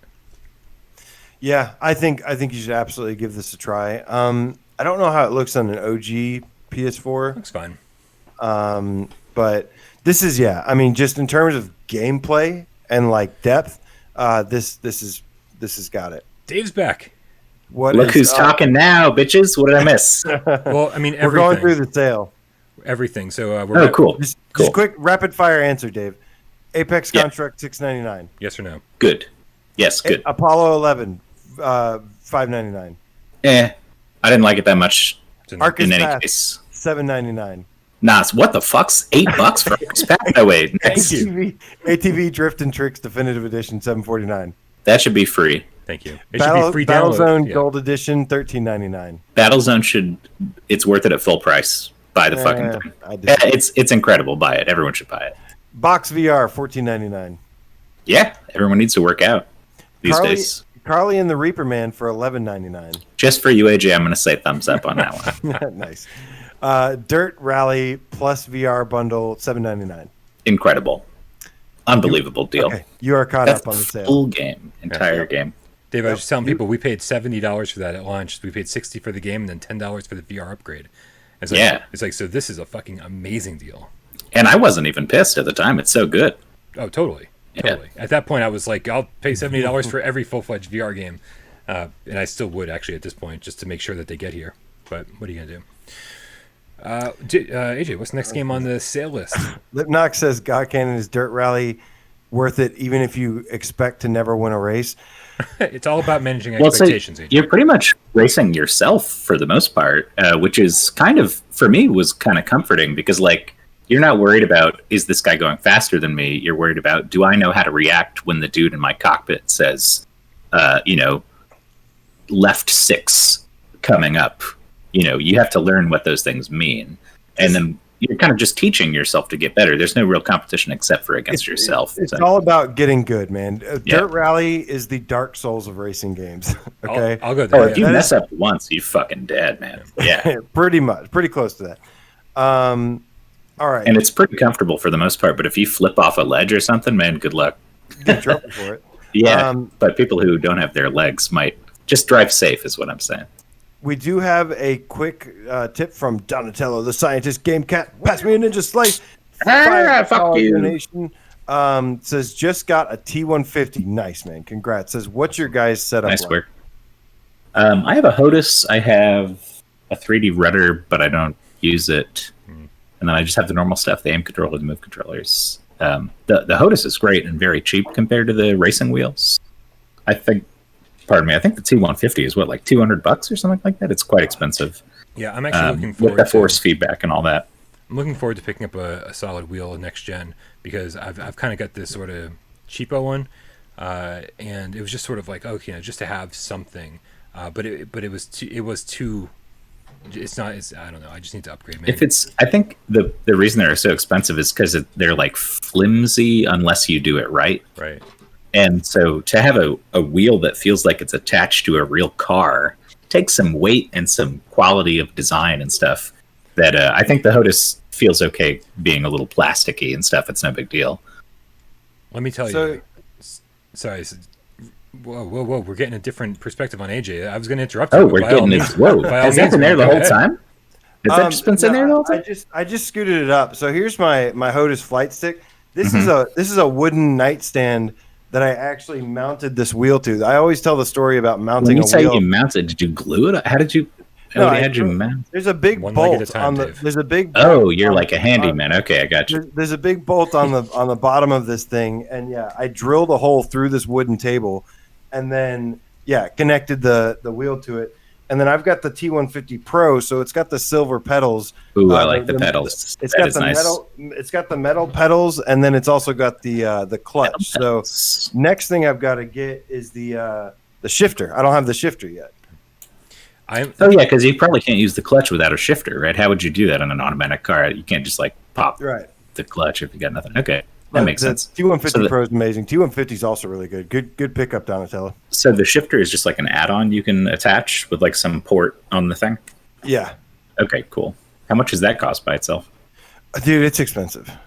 I mean, all the racing sim shit is always expensive because people deck out their setups. They have like those chairs that are like reclined with the special thing, and it's like a whole deal. Dave, let me tell you, the second they announced that like Gran Turismo Sport or whatever is going to be a PlayStation 5 complete in PlayStation VR launch title for whatever, the second they say that, That's when you're getting the setup. I'm going to get the exact setup you just described with like, with the chair that has like the, everything set up with, and I'm just going to buy a fucking crazy awesome. Dude, you could probably afford it just off the tips you got tonight when I was here, because you were racking up the cash, man. I don't know what I missed, but I assume people still tipping. Luckily, the cats are very, very generous, and that's the only reason I can afford anything around here. So we thank you very much for all that. And yeah, but that is, dude. I'm not gonna hesitate at that point, because I've been waiting for a racing sim that I can like dig my teeth into that has everything that I'm looking for. And so far, we've sort of had a little bit of this, a little bit of that, but not any one game had everything I was looking for. And if we get that, then I'm down. I'm totally down. I think we have another tip to address. Yeah. We have, I think, a couple. I think we got a couple. Joe Grover, the effing game cat. Oh, fuck you! Get out of my tree world. Send Joe Grover over. To AJ for busting out the Dark Souls. We can't get through one GAMESCAST without comparing something to Dark Souls. It's been a minute. It's definitely been a minute. And then we got, fuck you, I'm Tree Guy, stop squeezing me. That's Cape Panic, the game cat and mouse. $2.99. Says perfect VR on sale. Pause all downloads and buy it. That is bad advice. He knows that's bad advice. He's trolling you. Please don't listen to him. He's trolling. And that's all. J Meow, J Dow, Justin Sadowski fucking loves Perfect. Not ironically. Can't figure it out. But I also haven't heard anyone else. Actually, I've gotten a comment recently saying, after I slammed it in my review, somebody goes, this is exactly what I'm looking for. Even though you didn't like it, it's everything I want. And I was like, you get back to me after you buy it. That's fine. Yeah, you see if you enjoy it. Yeah. Right. So what's the next game on the list? Is it No Man's Sky by any chance? Because I've had this trailer running for like 5 minutes. No, that is on sale, but it's a good one. But next is Eagle Flight for $5.99. We always call it the perpetual $5.99 game. Big thumbs up. Yeah, it's even been physical for like $6. I've seen it on discount, clearance, whatever at Target. I feel like it's $6 more than its full price. Do you think it should be free? I think it's really good. What's wrong with Eagle Flight? Who said it should be free? Oh, you said it's $6 more than it's normal. It's more frequently $6. Oh, it's usually so price. cheap. I see what. Gotcha. But yeah, I think we all agree that Eagle Flight is good and worth playing. Yep, we've mentioned it before. It's a kick-ass game. I'd say yes. The mandatory blinders turn people off, but I feel like it's so good that not a big deal. I'm totally willing to forgive that. Yeah. This is an interesting one. Intruders Hide and Seek for $5.99. I haven't played this yet. I guess it's okay. I didn't have that much fun with it, but I guess it's a well enough made game for $6. I do remember the opening cutscenes being completely laughable as far as like the dialogue and everything. Like it's not very well written or voice acted. Right. But the stealth gameplay for $5.99, I mean, you could have it worse. I mean, it could be Espire 1 or something like. I will give it to you. I say that this was a student project. I interviewed these guys at Tessera Studios, and awesome people, and it was a student project, and it's $20 game, right? And it feels like a $20 game. There's not a lot of replayability. It is very much that the house looks amazing. Some of the character design, some of the voice acting, really cringeworthy, but the house itself is amazing, and it looks so good, especially on the Pro. I love exploring this thing during the day, and then shit hits the fan. Suddenly it's nighttime, and you have to creep around this place, and it really does start feeling like you're home. I really like this, but it has a lot of downfalls, which is why for $6 I recommend it. For $20, I'd be a little more wary. Yeah, that's about right. I agree with that. All right, Kona VR bundle for $7.99. Oh, I thought it was cheaper. Wasn't it like $3 the other day? Did it go back up or something? If you buy Kona and then you buy the VR, these bastards think they're trying to get you because they put the bundle together and made it slightly more expensive. I think this game isn't bad. I still say no. And I know that might draw. Look, if you say I want to try this game, I'll be like, that's fine. You're not going to hate this game. It's not a bad game. It's just boring. It's just very boring and blurry. Boring? But I don't think it's that boring. I think it's blurry. I agree with you on blurry. I think if you want a slow-paced kind of exploratory mystery where you get to drive a car around, and I'll say even though it's blurry, not a lot of driving. Well, I mean, it's in there, there's though. quite a bit of driving the truck around the map. There it is. Quite a bit. Yeah. And then eventually you're driving a snowmobile around once you assemble that. So there's quite a bit of driving in this.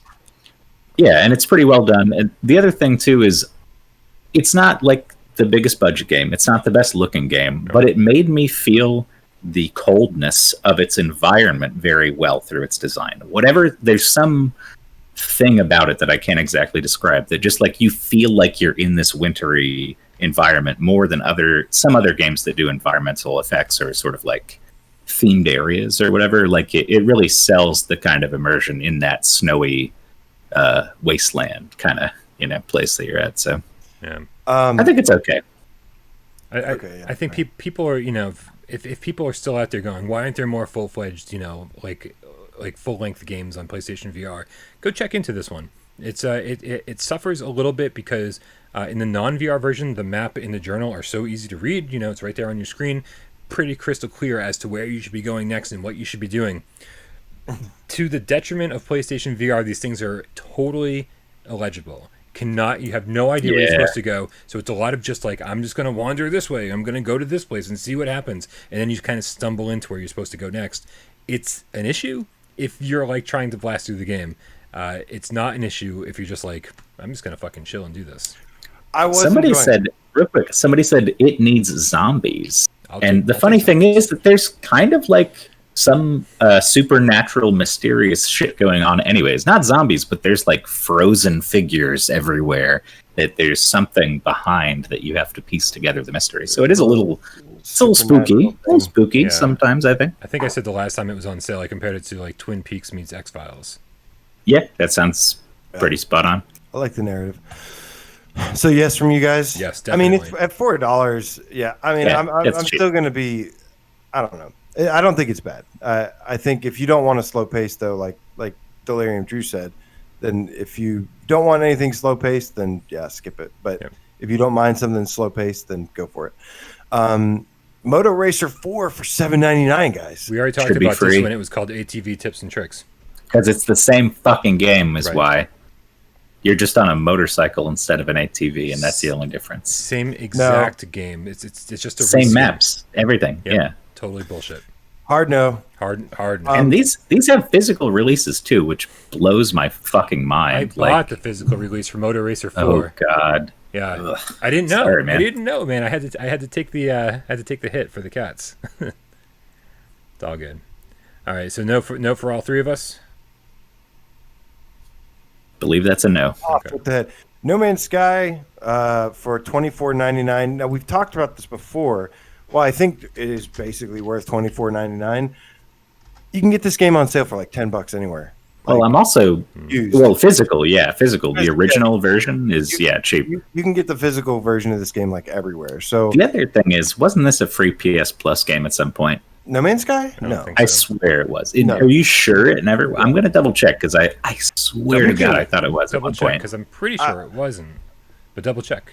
I'd like to know. Yeah, double check. I don't care if I'm wrong, but I don't think so. I think the one thing we need to clarify. I mean, we talk about this kind of shit. I was wrong. I'm absolutely wrong.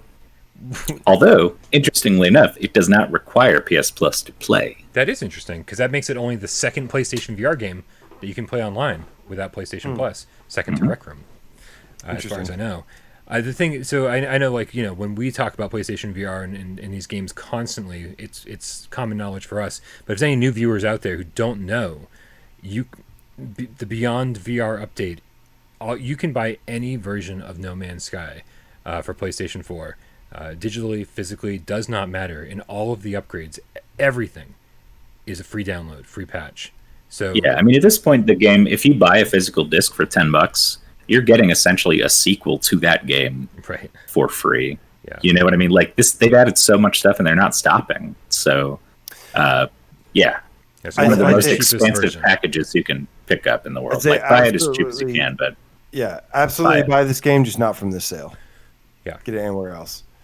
Project Deluxe. Oh no. Yeah, fuck it. Get out of here. Okay, this next one, just say no, because you've already gone on a huge rant on it. This is an interesting one. Robinson the Journey for $5.99.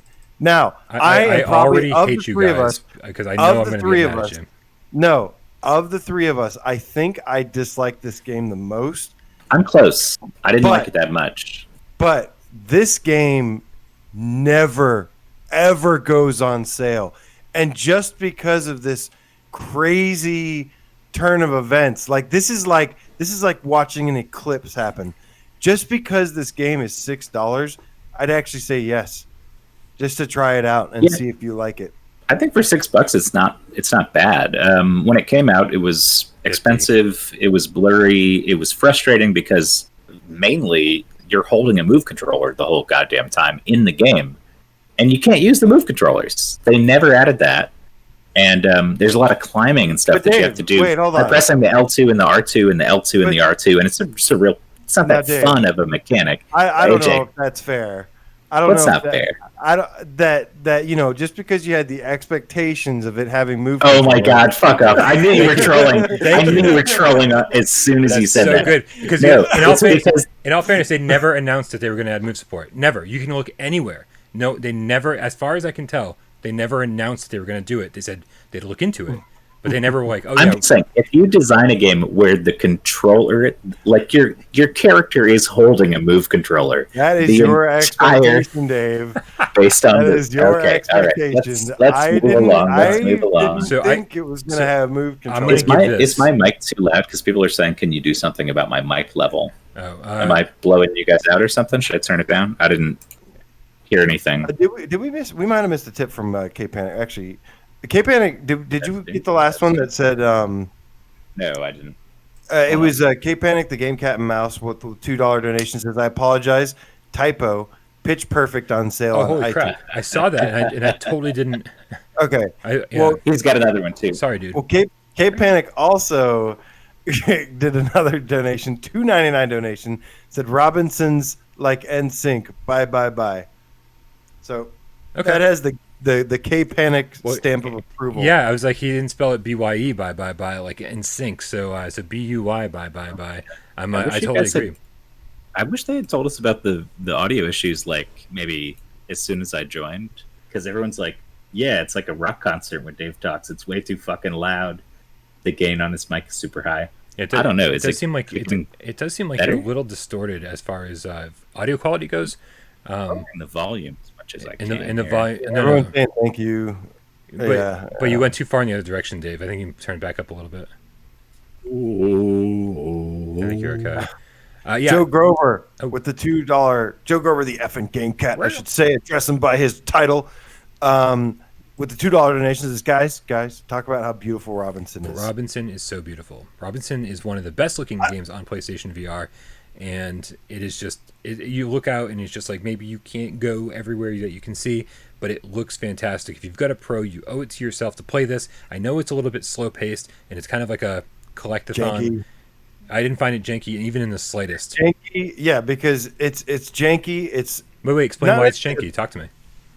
There's Well- parts where it's janky. The scanning stuff is frustrating. Well, object- frustrating, but it works exactly the way it's supposed to. The scanning Well- didn't bother me. The scanning didn't bother me. There's like, let's say, for example, the tar pit where you have to telekinesis or whatever you use. Oh, Grab this object, and you have to place this object. Now, if you don't place this object exactly how it wants you to place it, then it goes and sinks. It just sinks like there's solid ground, Mhm. really solid ground. You put this object down, it sinks through the ground. If you're trying to place it down and then try to walk over it, it also like doesn't work right. It is controlling that object and placing that stuff was awful, but that's not even what I hated the most. Well, about it. What I wait. hate- Before you move on, remember what you hated the most, because I want to address this. The last time I played through Robinson, I believe it was for Why We Love with Mikey Sensei when he was in town. I played through, and I was dreading the tar pits because I was like, oh man, I got to use the telekinesis power or whatever to lift this thing up. And I was like, whoa, this controls really well. I was using the analog sticks to move it around, to angle it, and to turn it left and right. And it was doing, I was like, this is really easy to control. I was like, okay, but when I place it on the ground, it's going to be a fucking disaster. No problem whatsoever. I was like, and I was really enjoying all of those parts like I'd never had before. So with that more recent experience, I really enjoyed a lot more of Robinson than I did before. The puzzles are awful. The puzzles, Yeah. I The don't even electricity care about puzzles, I didn't care about the jankiness of that. The last thing I'll say is it's a little bit by the numbers. It's a little bit, so it's got dinosaurs and it's a cool environment and stuff, but it uses a lot of cliches. So like you crash land on a weird planet and there's a little orb robot who follows you around and he's snarky and he makes jokes and stuff. And it's like, okay, I've played Portal, man. Like I get it. Like you don't have to go so heavy on it. So it relies a lot on tropes, I think, from other games. Yeah. That's not really like an overall critique for a $6 game, but just in general, a thought that I've had about it in the past. I just really didn't like the puzzles are the puzzles were the backbreaker for me that made me stop playing it because puzzles were they're not super terrible. frequent, and I think there's only one in the entire game, and it's not even the last one. It's like one right in the middle where it just like gets super crazy complicated because you're like, wait a minute, do I need to break out a fucking calculator to do this properly? But I actually don't have much of a problem with them in general, but there are one or two that are just oddly difficult. You can get through them by just experimenting and hitting the X button and doing whatever. For $6, I highly recommend this game. I loved the experience of exploring this place. The scale of some of the fucking gigantic dinosaurs is incredible. If you guys like dinosaurs in the slightest, you should totally play this. I played it, yes, tax refund. I played it on the OG. All the things I'm saying about the graphics don't quite apply. It's a little more basic. You might get a little more motion sick because this is a game that made my stomach turn on the OG, but not on the Pro. Made a lot of people sick for sure. Yeah, me too. I played it on the OG and I had the same experience with it. Yeah. All right, we are running out of time, so we got to speed through these a little bit faster. Okay. Sega Genesis Classics for $11.99. It's fun, but I don't think the VR adds much other than the nostalgic feeling of like, oh, I'm in a I'm in a bedroom from like the 90s, which is cool, and I liked looking through your catalog and stuff. But I think the major downsides are the multiplayer has really bad input lag issues and stuttering, and they've never fixed it. About that. Yeah. And so if you want to play with a friend, which is like the first thing I tried to do when it came out, me and Lewis Knight played, it kind of sucked when you're playing with people. And the other thing is if you want to get it on like a more immersive big screen than just your little bedroom TV, you have to blow it up so it takes up the whole thing and it's just in this black space. Right. So there's no real good middle ground between those, I don't think. But I mean, if you don't have a Sega Genesis Classic and you might play it flat screen too, maybe. I think if There's you're a lot gonna of play it good flat games screen, then yes, but otherwise no. I feel like if you're gonna do this old school retro, I'm playing a retro game on a CRT in VR thing, go play Pixel Ripped. Yeah, Pixel 1989 is a couple bucks more. However, I will say I did play a lot of Sega Genesis Classics with the thing blown up. Good. I didn't play on the CRT TV, but I played it just blowed up like full screen. Shadow Dancer for the win. Shadow Dancer, huh? Shadow. I would take first. Hold on, let's do some tips here. Yeah. We got Move it. 3 tips, 2 from Joe Grover. Ooh, get out of my fucking tree world, Joe. He says, guys, We already did that. Oh, we already did that. Okay, Oh, we sorry, I already missed that. But it was beautiful, totally. Totally beautiful. Another Joe Grover $2 says, "Don't let AJ deter you. Worth it. Beautiful VR." Don't And let then, AJ deter you. David Moore. Ever. Deter. Another one from David Moore, $2. Nice name, David. I like your name. He says, "I'm off tomorrow. You gents take your time." Thank you so much, Gents. Thank you so much, David Moore. At first, I thought he was like, "I'm off." But no, he's like, "I'm Oh, off tomorrow. right, You guys yeah. can He's go all like, night." go for as long as you want to. Yeah. Yeah. Thank you my very much, connection's David. bad, by the way. I think I see a pretty bad. It's getting a little hazy. Yeah. And So your, we've had really and your bad mic's getting thunderstorms all distorted night. again. We've had really bad thunderstorms all night, so I think that's probably what it is. Okay. I swear it's not my computer this time. Internet, folks. All right. Next up, I mean, I can keep going. I can take my time. I might just need to get up and stretch for a minute. we're coming up to the 3-hour mark, and I'm Okay. and at that point, I think I gotta call it Yeah, quits. I'm starting to rot. Shuttle Commander for $12.49. No, it's so boring. I don't even It's fucking remember show. Space Shuttle Commander. It's the next Apollo 11 that they made. Oh, okay, yeah. And yeah. I really want them to get these. I really want them to get these educational games right, but they just can't. So hard no on this one. Hard I've no. started playing it and I almost fell asleep in the headset. Ski Jumping Pro VR for $9.99. This was a Too much money. $20 game, wasn't it? it was originally a $20 game, and I agree with Dave here that this needs to be like a $5 game at most. $5 game, and it would actually be kind of okay. The only thing is, I think probably it's so niche that to make their money back, they got to charge like the 10 people who want this game full price. You know what I mean? I would say that I had no interest in this. I was like, this is gonna be a crappy mobile port. I'm gonna hate this. I'm gonna hate it. I'm gonna hate it. And it took me a while to kind of get the controls down. Then when I finally did, I was like, this is kind of fun. And then but once I got the controls down, I was nailing every single jump. I was doing every single jump perfect. And I was like, now the challenge is gone, and I've lost interest. And it's super easy to blast through the entire thing very quickly. So I'm with you, $5. So no. I got a stream on this game. I did on April Fool's where I tried to say it had aim support. Yeah. So if you want to see some gameplay, go check that out. But Sports Bar VR for $6.99. I would used to say yes on this, but now I'm not sure. Yeah, I don't know. There's other games like I don't know. I feel like at this point, Rec Room can. I was literally cover all the bases for free, man, and you can customize it, do whatever you want in there. Yeah, I'm not going to chime in on this because I know there's a lot of cats that are like, Brian, you got to come and play Sports Bar. You got to join us. And my one or two experiences in Sports Bar haven't been good. Yeah, seriously. And the other thing is it has Gorn movement.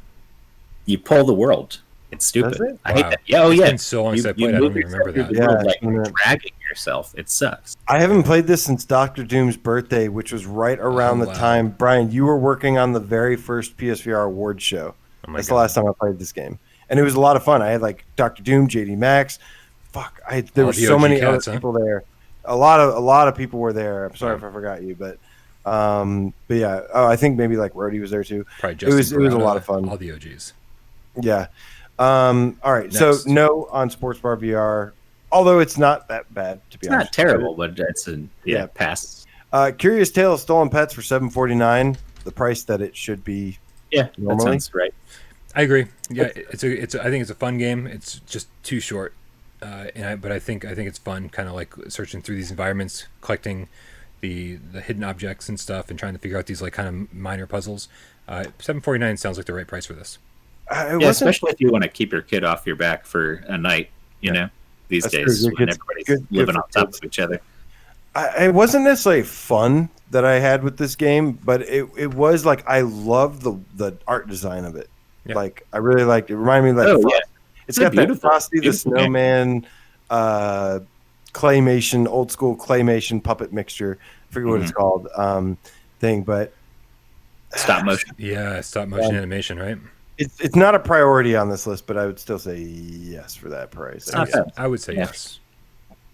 I'll agree with you guys. I will Ben. Thumper for $5.99. You should have this game already have Thumper. AJ and I were just talking about this. Thumper is another one of the top 3 most metal PSVR games, along with Hotel R'nR. And you need to purchase it. It's very fucking good. What's the number one? I don't know. It's one of the top 3. I can't think of what the third one is. What's the third one? I'm constantly evolving this list. I don't know. Yeah. I would totally agree that Thumper is one of the most metal games out there, and it's amazing. It's so good. I played it again recently on Saturday Night Live streams, and it was just I played it even before that. Like I just love this game. I can always just jump in, play it for like an hour or two, and then jump out. Yeah, this is hard. Yes, dude. Thumper is. I do not want to play this in non-VR. I put it on a flat screen, and it's actually easier in VR because like you have that depth perception. You see the track ahead of you easier, and just like when you're going through hell and like these demons are rising up and like they're basically bosses. They just like it looks so impressive in VR that I can't believe this thing runs and plays as well as it does. Oh, dude, yeah, it's 120 hertz, right? Yep. Just like Polybius and all that other stuff. So it's already souped up from the get-go, but it's so crisp and so polished looking that I don't know. I saw it recently on PC. Now that I have this PC VR set up and it was on sale, and my first thought was like, oh, maybe I should try it out. I love Thumper, but then I thought it already looks so goddamn good on PSVR. What is it going to improve? Like, how could it get better? Absolutely. Tetris Effect, maybe I could see it getting better. It's already like well optimized. And this plays great with a DualShock. Oh yeah, excellent gameplay and headphones. So strong yes, all around. Yes. Brian, hi, big yes. Time Carnage. What's Time Carnage? Thank you. Time Carnage. $7.99. I still say no. Yeah, I don't care about time cards. It's not that good. I know. We're gonna get a lot of cats that are like, no, it gets better later in the game, and I'm like, no, I don't want to play it that long. It's not fun. It's not fun. I think it's just super generic. It looks pretty nice, but that's it. Only redeeming moment in this game is when you get like a revolver or some big ass chunky weapon, and a velociraptor runs at you, and you shoot him, and he just ragdolls like a little baby across. It's incredible. The ragdoll effects are so stupid and so over the top that it's one of those so bad it's good in certain moments kind of experiences. That's literally the only reason I would recommend it. Oh yeah, Thumper does have a demo as well. Thank you, Lipnox. I no. What about you guys? No, and in fact, Pretty much. Time Carnage. Yeah, the whole force field that's in front of you that keeps anything from getting too close is a real deal breaker for me. It's like they had an opportunity to have zombies and dogs and all these different creatures come at you, like get right in your face. It's VR, man. Let it happen. Instead, they're like, oh no, we're gonna separate you from the action with a force field. I'm like, no, that if that wasn't there, I could actually consider saying yes, but this is a no for me. All right, Titanic VR, $9.99. I'm gonna go ahead and say no. God damn it! I actually like Titanic, but it's You love 360 videos, don't you?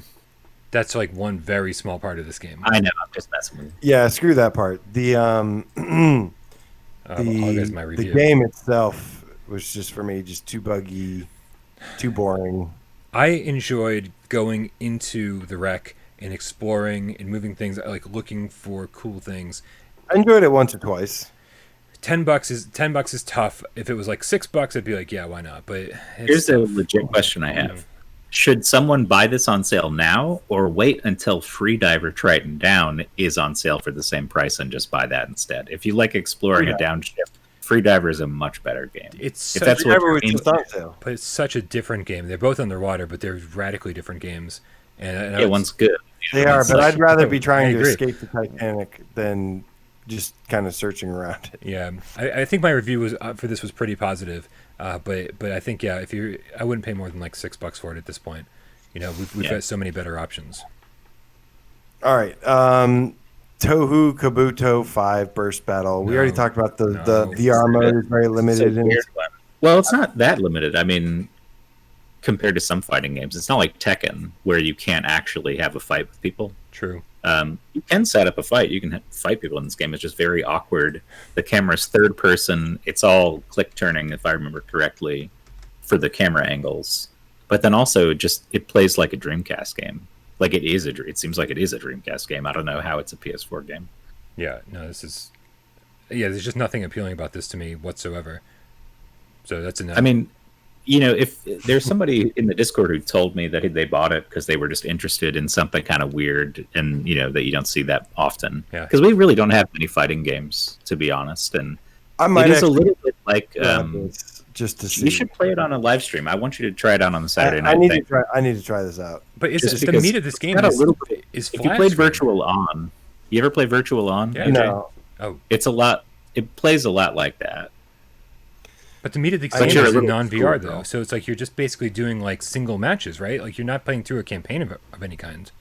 I think you're right about that. It's been a while since I played, so I don't recall exactly how it was structured, but I think it was sort of just like one-offs. I think. But you could actually get there and fight somebody, you know, set up the match and whatever you want. Yeah, it's just not for me. I'm sure there's people that got some enjoyment out of this, but I'm not one of those people.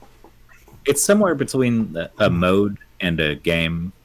You know, like it kind of gets closer to that than a lot of add-on modes. Typically, a game like this would just have like a character viewer where you ogle the anime girls and a dressing. But this is actually at least attempting to have gameplay in VR, so you can't fault it for that, I think. But it's not great. I'm going to fault it for that. Lipnox said he had a great time with it, actually. Oh, good. Okay, well, Lipnox and I butt heads on a lot of games, so I'm not going to take that too seriously. I forget what...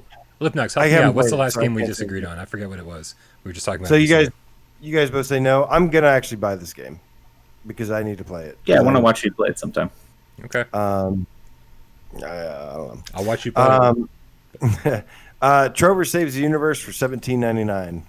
Pretty dang good. Yeah. What's it normally $30? $30. Yeah, I think so. Yeah, Trevor's worth it at 30. I think it's definitely worth it for almost half that. Yeah, it's like Yeah, what Carly and solid Rickman was like $12 Yeah. or something. Yeah, Yeah. And this is 17. I Yeah, like this is so much more than Carly. Yeah, it's a better platformer. What's else? Because it's also like a beat 'em up. It's also like super funny, Hack and like slash. really Yeah. funny. Yeah, Yeah. This game just is just awesome from beginning to end. The level, Yeah. the humor never lets up. You know, I thought I was going to get sick of this. I'm not a huge Justin Roiland fan, and I thought I was going to get sick of this by an hour in, and I was laughing for hours and hours and hours. I think the beauty of it too is that even if you're not the biggest fan, or if you find some of the humor to not be that funny, it's almost entirely up to you whether or not you want to listen to it. Like, you can just move forward and keep playing the game, and it's a very competent action platforming game in VR, and makes some pretty clever design choices, I think. And like, I love where they play with you when they make you make decisions like, are you going to push this guy's house off the cliff? And then it turns out it's full of like pregnant mothers, and you're like, oh god damn it, I thought I was making the right choice. Right. And there's just like little moments like that. It's pretty fun. This reminds me, I need to catch up on Rick and Morty. I haven't watched the new season yet. It's the same thing I like about Accounting Plus, where it's like, if you want to sit there for 20 minutes and listen to all the dialogue they recorded, you totally can, and you'll have a good time. Yeah, If you it want to goes sit on there for for a 20 long seconds, time. you can just move on after 20 seconds, and the game doesn't give you a hard Oh, time. and I for it. did. I sat there for like 10 minutes for each character just to let it go. This Yeah, stuff. no, it's. I mean, it's funny First stuff. Universe definitely says yes. It's a high quality game. It's on our top 25. 17 is a good price. Finally, we've yes from you guys. Yes. Yes, Oh, yes. absolutely. Yeah, even full price. But yeah, Okay. no, definitely buy it on sale. Do it. Finally, we've got Werewolves Within. And yeah, I'm gonna have to say yes on this. It's a social game. You sit in a circle. Couple people are werewolves, but you don't know. A couple people play different roles, and you basically have to try and figure out who's who. Yeah, so it's very similar to an in real life game called Werewolves, and then also a game called Mafia. And there's like all these variations on it for like social gatherings. Like, it's a deduction game, like AJ said. You don't know who's who. But in VR, it's awesome. It's so much fun, and we play regularly. Like, once every couple weeks, we'll get the cats together, fill up an 8-man lobby, and just I go watched through it. your drunk play. I watched the last drunk stream you did of this. It's always a good time, man. Even if people have never played it before, everybody's pretty good at getting each other up to speed, and making sure you don't take advantage of any new players or anything. Yeah. So yeah, it's Good stuff. a good game. Everyone should have this. Playing with other people in VR is an experience within itself. But then when you have to actually lie to other people and like not laugh or like say like when you take this game super seriously and you actually like start getting like pretending to get angry and being like, dude, no, he's lying. He's obviously the werewolf. Look what he just said. Blah blah blah. And then but you're the werewolf and you're trying to not tell. It brings like I'm a horrible liar. So like when I have to like actually do those kind of things, it just gets me to crack up so hard. I love that because you're role playing, like actually role playing, and I love that. Yeah, and the fun thing is that it's endlessly replayable. Like, there are so many variations of who might be who you're playing with, all this stuff, and it's just endlessly hilarious too. Like, it's always a good time. So if you guys don't have this, and if you're not in the Discord, do both of those things. Buy this, get in the Discord, and we'll all play it together. It was funny how you mentioned how you get into the gameplay, how you actually get good at like lying and stuff. I will say what I love about the game too is that I got so good at lying and like I did it all the time and that's how I would win, that when I started telling the truth, it really fucked me. So like being good at that certain aspect, you have to be careful because if you get really good at lying, then nobody ever believes you. Yeah. And it totally screwed me over. I'm walking the line. I think I'm pretty goddamn good at lying, but people believe me when I'm telling the truth also. So I think I've got that almost down. I think we got some tips here Yeah, also. let's blast Let's through a get couple these of those. tips out. Yeah. Let's see. Let me scroll up a little bit here. Bad liar. All right, we Wouldn't got know this song. Joe Grover again. Saber. Saber. Get out of my Red River. The Joe Grover, whatever. $2. Because any game that was such a turd, you didn't review it. I have a ton of games I didn't review because they sucked. But I don't know, Brian, you got a specific answer for that? I mean, I actually like reviewing bad games. I think it's fun to review bad games sometimes, and I also like being a source. Like where other channels won't even touch a game because it's so crappy. I like having the review or one of a couple reviews where it's like, hey, I'm going to cover this game, Here we go. I mean, sometimes that's worth it. That said, On the other hand, I was the only guy with a video about Nebulous Yeah, on I was YouTube gonna say. for years, and that didn't do me any favors at all. I was gonna say, Brian, go back and do another review for Space Ribbon, and go back and do another review for. Wait, did you do Vigilante Ranger? I didn't do either one. I honestly, I think it was around the time that Vigilante Ranger and Space Ribbon came out that I was like, I hate my life. Like there are no good games. There are no games. It is so good that you didn't play those games. It is so. No, I played them.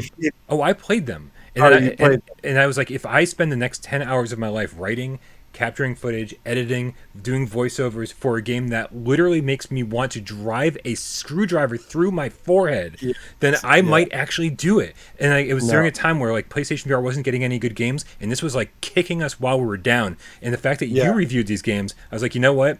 That's going to be good enough. And so those are my answers. The Space Ribbon and Vigilante Ranger were so bad that I just couldn't get myself to do it because I hated them that much. Oh my God. And like I said, the worst part about having to review those was having to play them. Yeah. Like, and then you have to spend fucking hours making a video that nobody even watches. No one gives a and fuck. It's just like, that was just such a painful process. Thank you. Space Ribbon was okay.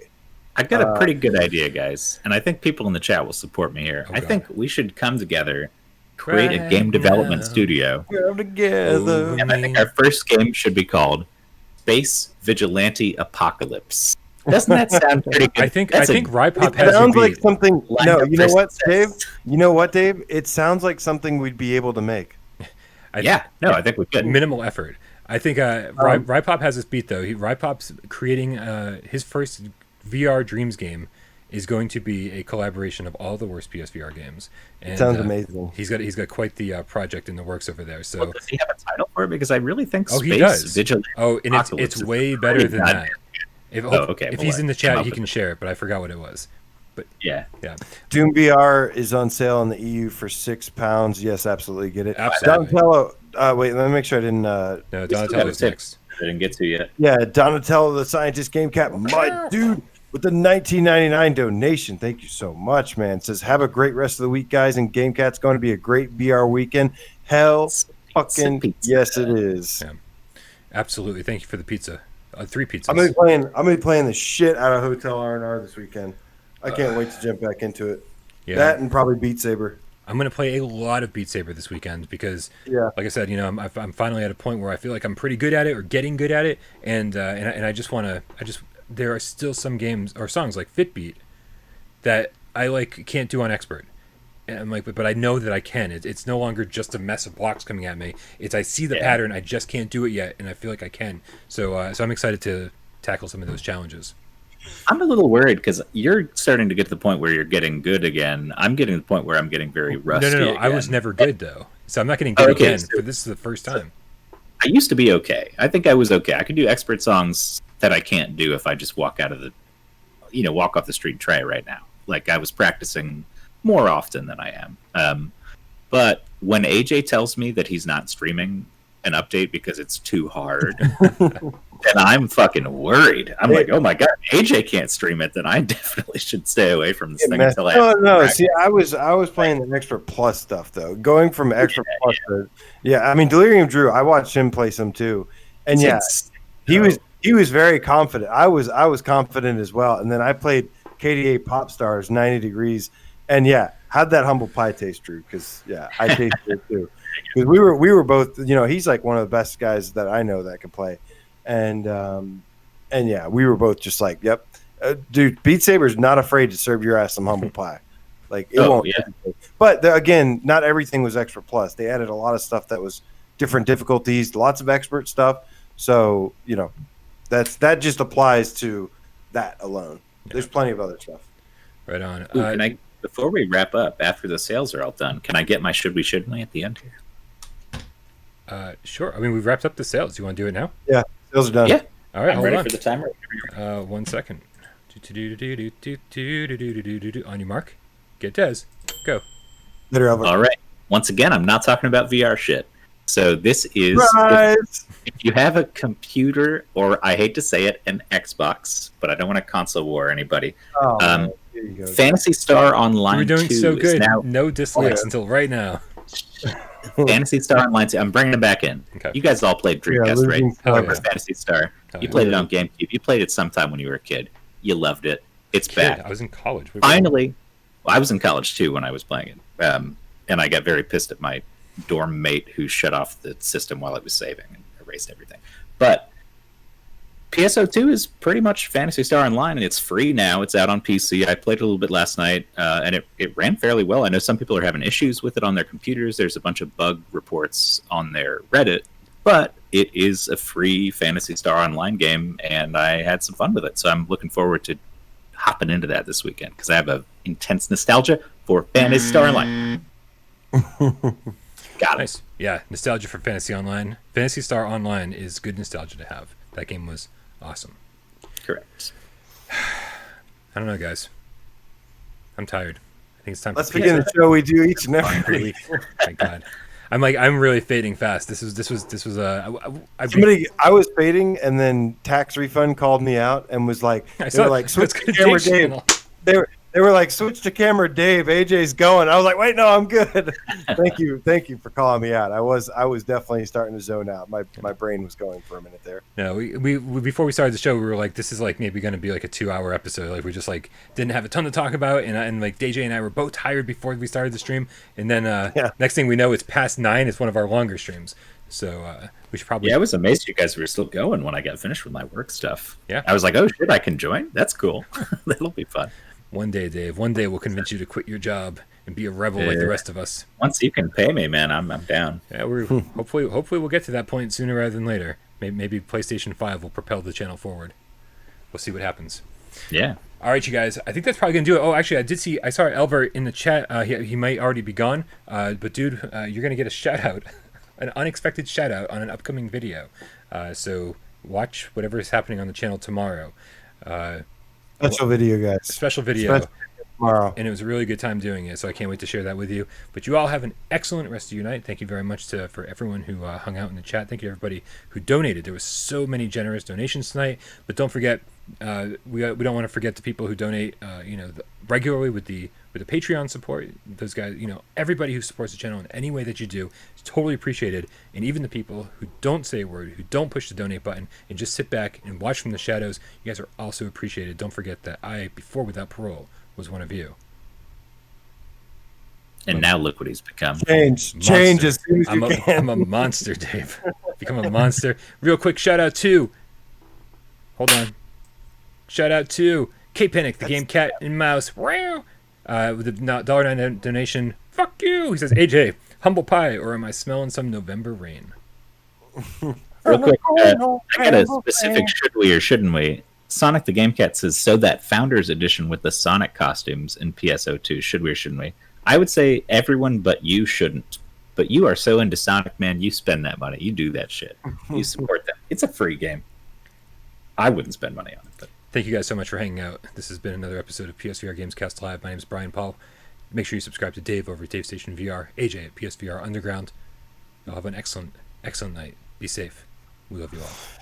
Roll that cat. Oh. What's up, Wazzy Smozzy? real quick before we get into the real intro shit, I'm already getting requests for my next rap in the comments. God.